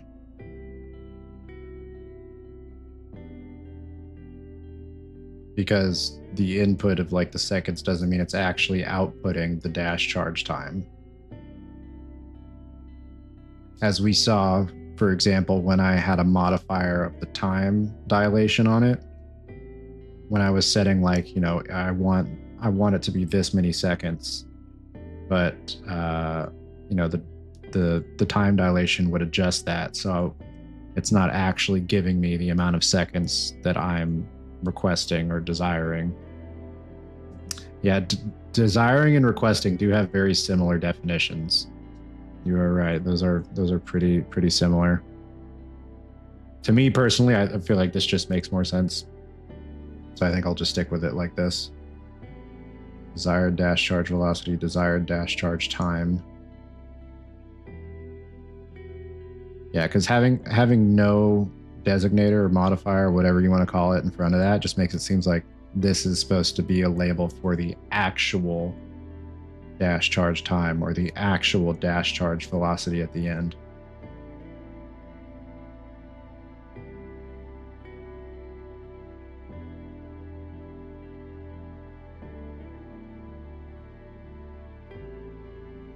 So dash charge force, gosh, I can speak. Final dash force. You could append config on them too. Config dash charge time, config dash charge velocity. Yeah, that does make sense too. Because that's like a requested, or not a requested, that's a defined, input. Yeah, I do like that actually.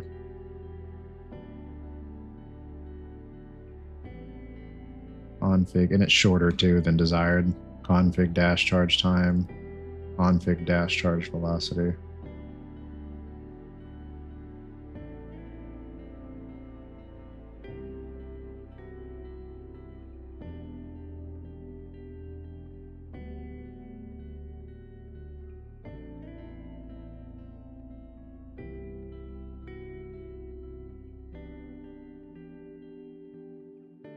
You like having dash charge percent be the final output and makes more sense.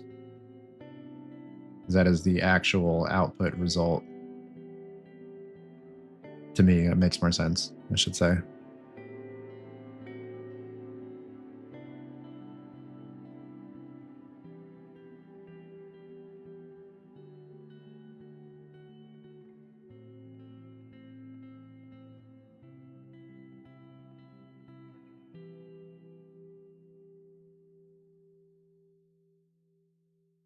So this would be config deceleration per second.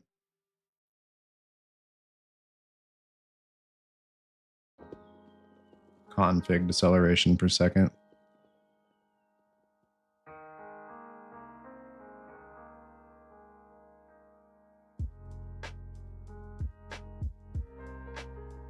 Config dash velocity dampening. Yeah, there we go. Now we're cooking.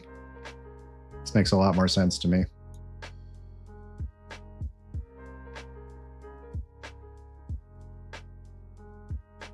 Final dash force. Oh, that's pulling from, it is an output. This is not an exposed.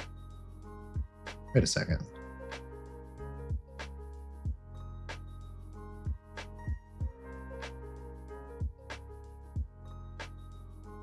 Maybe I did this wrong.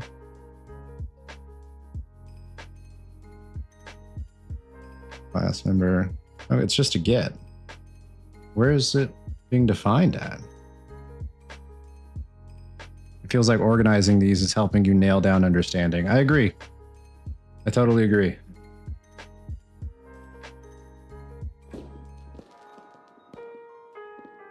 Oh, okay. So when I renamed it, it got rid of the, I see. Yeah, so that is config. This final dash force set as 0. Isn't that coming from?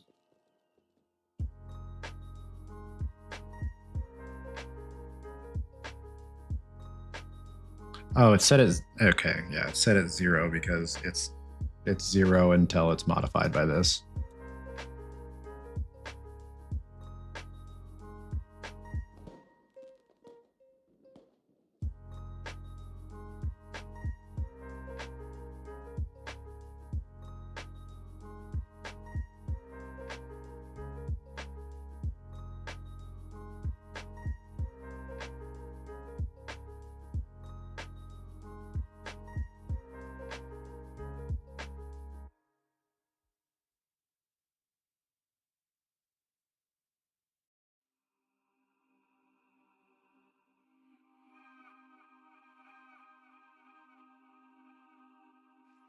Okay, so anything that doesn't have like a config or a requested should be an output. Or just, you know, like a can or is, which is under functionality. Those are booleans, those are separate, they're not values. I guess a boolean is a value, but it's not a value like other than a check mark.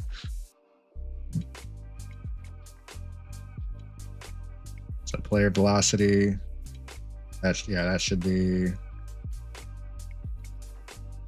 that's an output. Face spin threshold, so that should be a config then. These should all be named config. Face spin speed config, because it's not an output.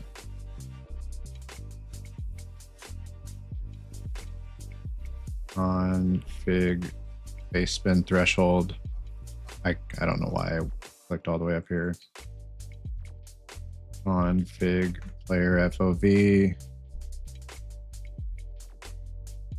Config charged FOV. Wait, is charged FOV might actually be an output. Hang on, let me check.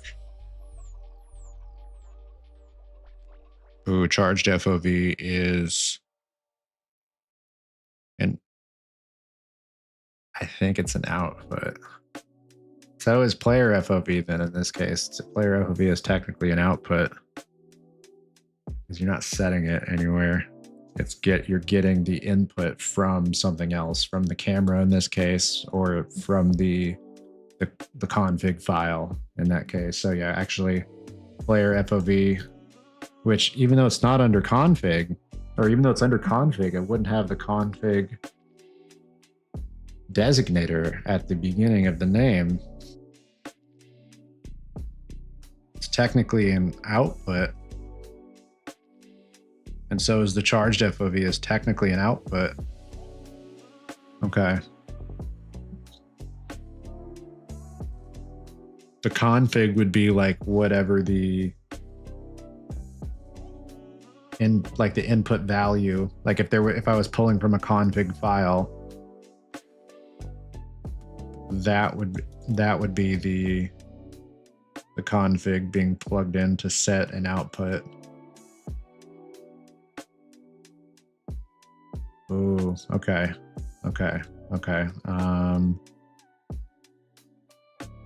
Yeah, charged FOV functionality or output, depending on if you only intend on using them internally or not.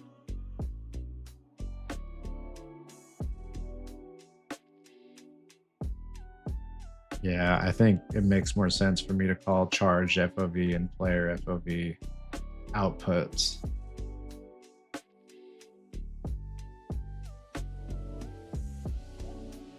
Personally, I'd keep it in functionality, as player FOV outputs would generally stay in like the player controller. Okay.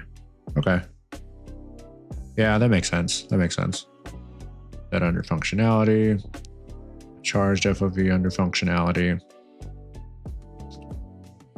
It's just definitely not a config in this case, because I'm not manually setting charged FOV. I'm not manually setting player FOV. That's all being determined by an input.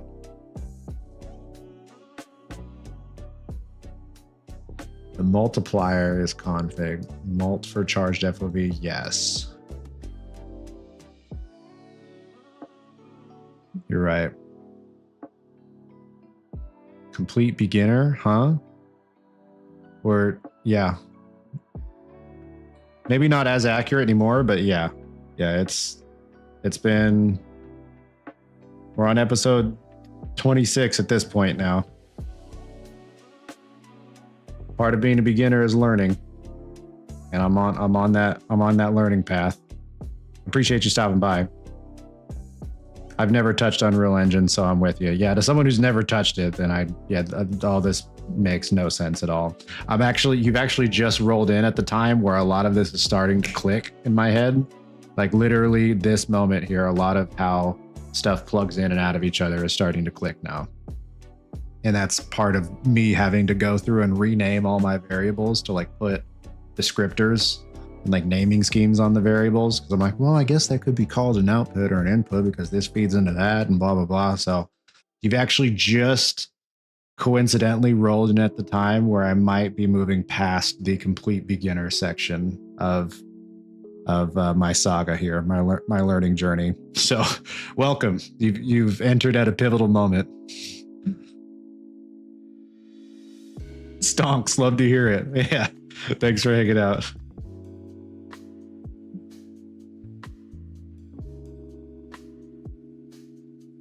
So we'll call this config mult.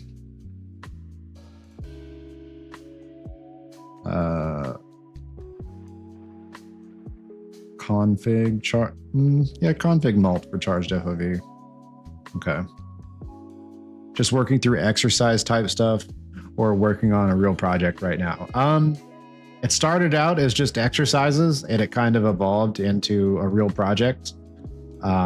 It just started with me making like random little mechanics. Like, I wonder if I could make a camera follow a ball. Now I wonder if I could make that ball, move in a direction with like a little dash. Like I look in a direction and hold down and like dash it in that direction or dash it in that direction. Oh, I wonder if I could make that ball jump.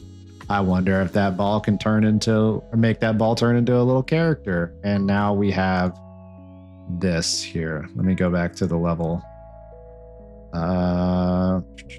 Map 0. Yeah. We've got this guy. Here's the ball. Here's the guy that just started out as a random little ball. He's a jelly. He's a little slime guy. He jiggles, he rolls, he dashes, and he can stick to stuff. The visuals of like sticking and probably also the visuals of him jiggling are not fully finalized. It's just more of like the basics of it. Reminds me of myself, right? Aren't we all just a jiggly slime just trying to roll through life as best as we can?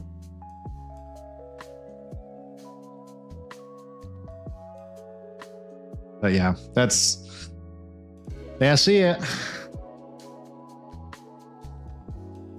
Ultimately, this is going to be like a little hub area. And there'll be like little levels that you can fork out into. Like this will be like a little boat that you can hop on. It'll take you to a different level. You hit start. Hopefully you'll be a little bit more above sea level at this point, but there'll probably be like a little shipwreck here that you can platform up and get to that box up there. And maybe like a little section where you can get on a submarine or a seaplane or other little entry points to different levels. So it did start out as just like exercises, but has kind of evolved into a project.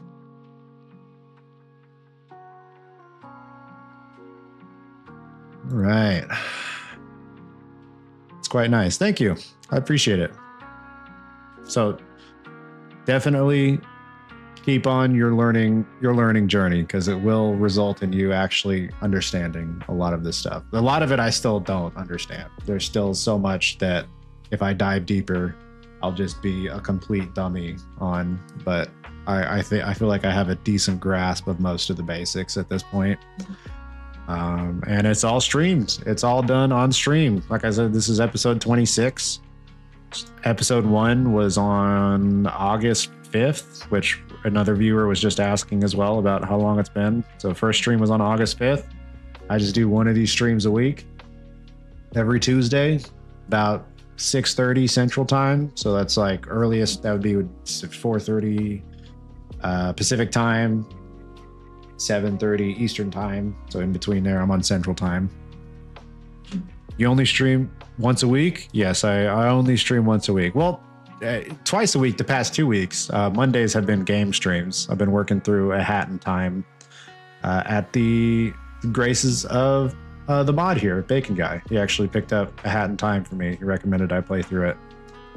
So yeah, on Mondays I have been doing A Hat in Time, and once I'm done with that, maybe try to replace that with another game stream or maybe another day of dev streaming. But yeah, for the past since like 7 months, I just stream on Tuesdays, 6:30 Central Time. So feel free to stop in for the next time. I should hopefully have another stream going on Monday as well, probably about the same time, about 6:30 Central Time. Be continuing through, I think, chapter like 3, maybe starting chapter 4 of A Hat in Time. And I don't know. We'll see what we're doing next time. Oh, are you tapping out soon? It is about at towards the end of my stream here. Yeah. So I'm probably going to be tapping out. I've actually probably stayed on stream a little longer than I usually do. Well, no, we're just at about 4 hours. So that's about how long I stream, usually from like anywhere between 3.5 to 4.5 hours. I think my longest stream was like 5.5 hours or something like that, but that was way too long. That was too long for me. My brain was mush by the end of that. So yeah, we're about closing in on the end of the stream here. But definitely, yeah, if you want to stop by next time, go ahead and hit the follow. You'll get the notification when I go live again on, I think, in Monday, 6:30 Central is when the gaming stream will be. And then Tuesdays are the dev streams. So yeah, love for you to come back and hang out. I think as far as what I was doing when you rolled in here, I was just like renaming variables. I think I'm about done with that for now. Renaming and categorizing all my variables and functions, because it was getting messy. It was like none of these were categorized into like these like functionality, debugging, input, output, such categories. But also very much thanks to Bacon Guy for he's essentially been my tutor through all of this and the best mod I could ask for. So I don't think my progress would be anywhere near where it is without Bacon Guy. So I really appreciate him, and I appreciate anyone else that stops by and wants to hang out and just, you know, kind of go through learning together. Happy to answer any questions that I can if they're more beginner friendly. I'm sure I could probably help out, but yeah, Bacon Guy is the resident expert here. Naming variables, the eternal task for sure. Yeah, Bacon Guy is a pro at naming variables. That's him. Every time I think I have a decent variable name, Bacon Guy comes in and hits me with a way better version of a variable name. It's a running meme at this point. It's the it is definitely a running joke. I'm terrible at naming variables, but yeah, I appreciate y'all hanging out. Y'all have a good night. Take care. I will see y'all on Monday. Peace out.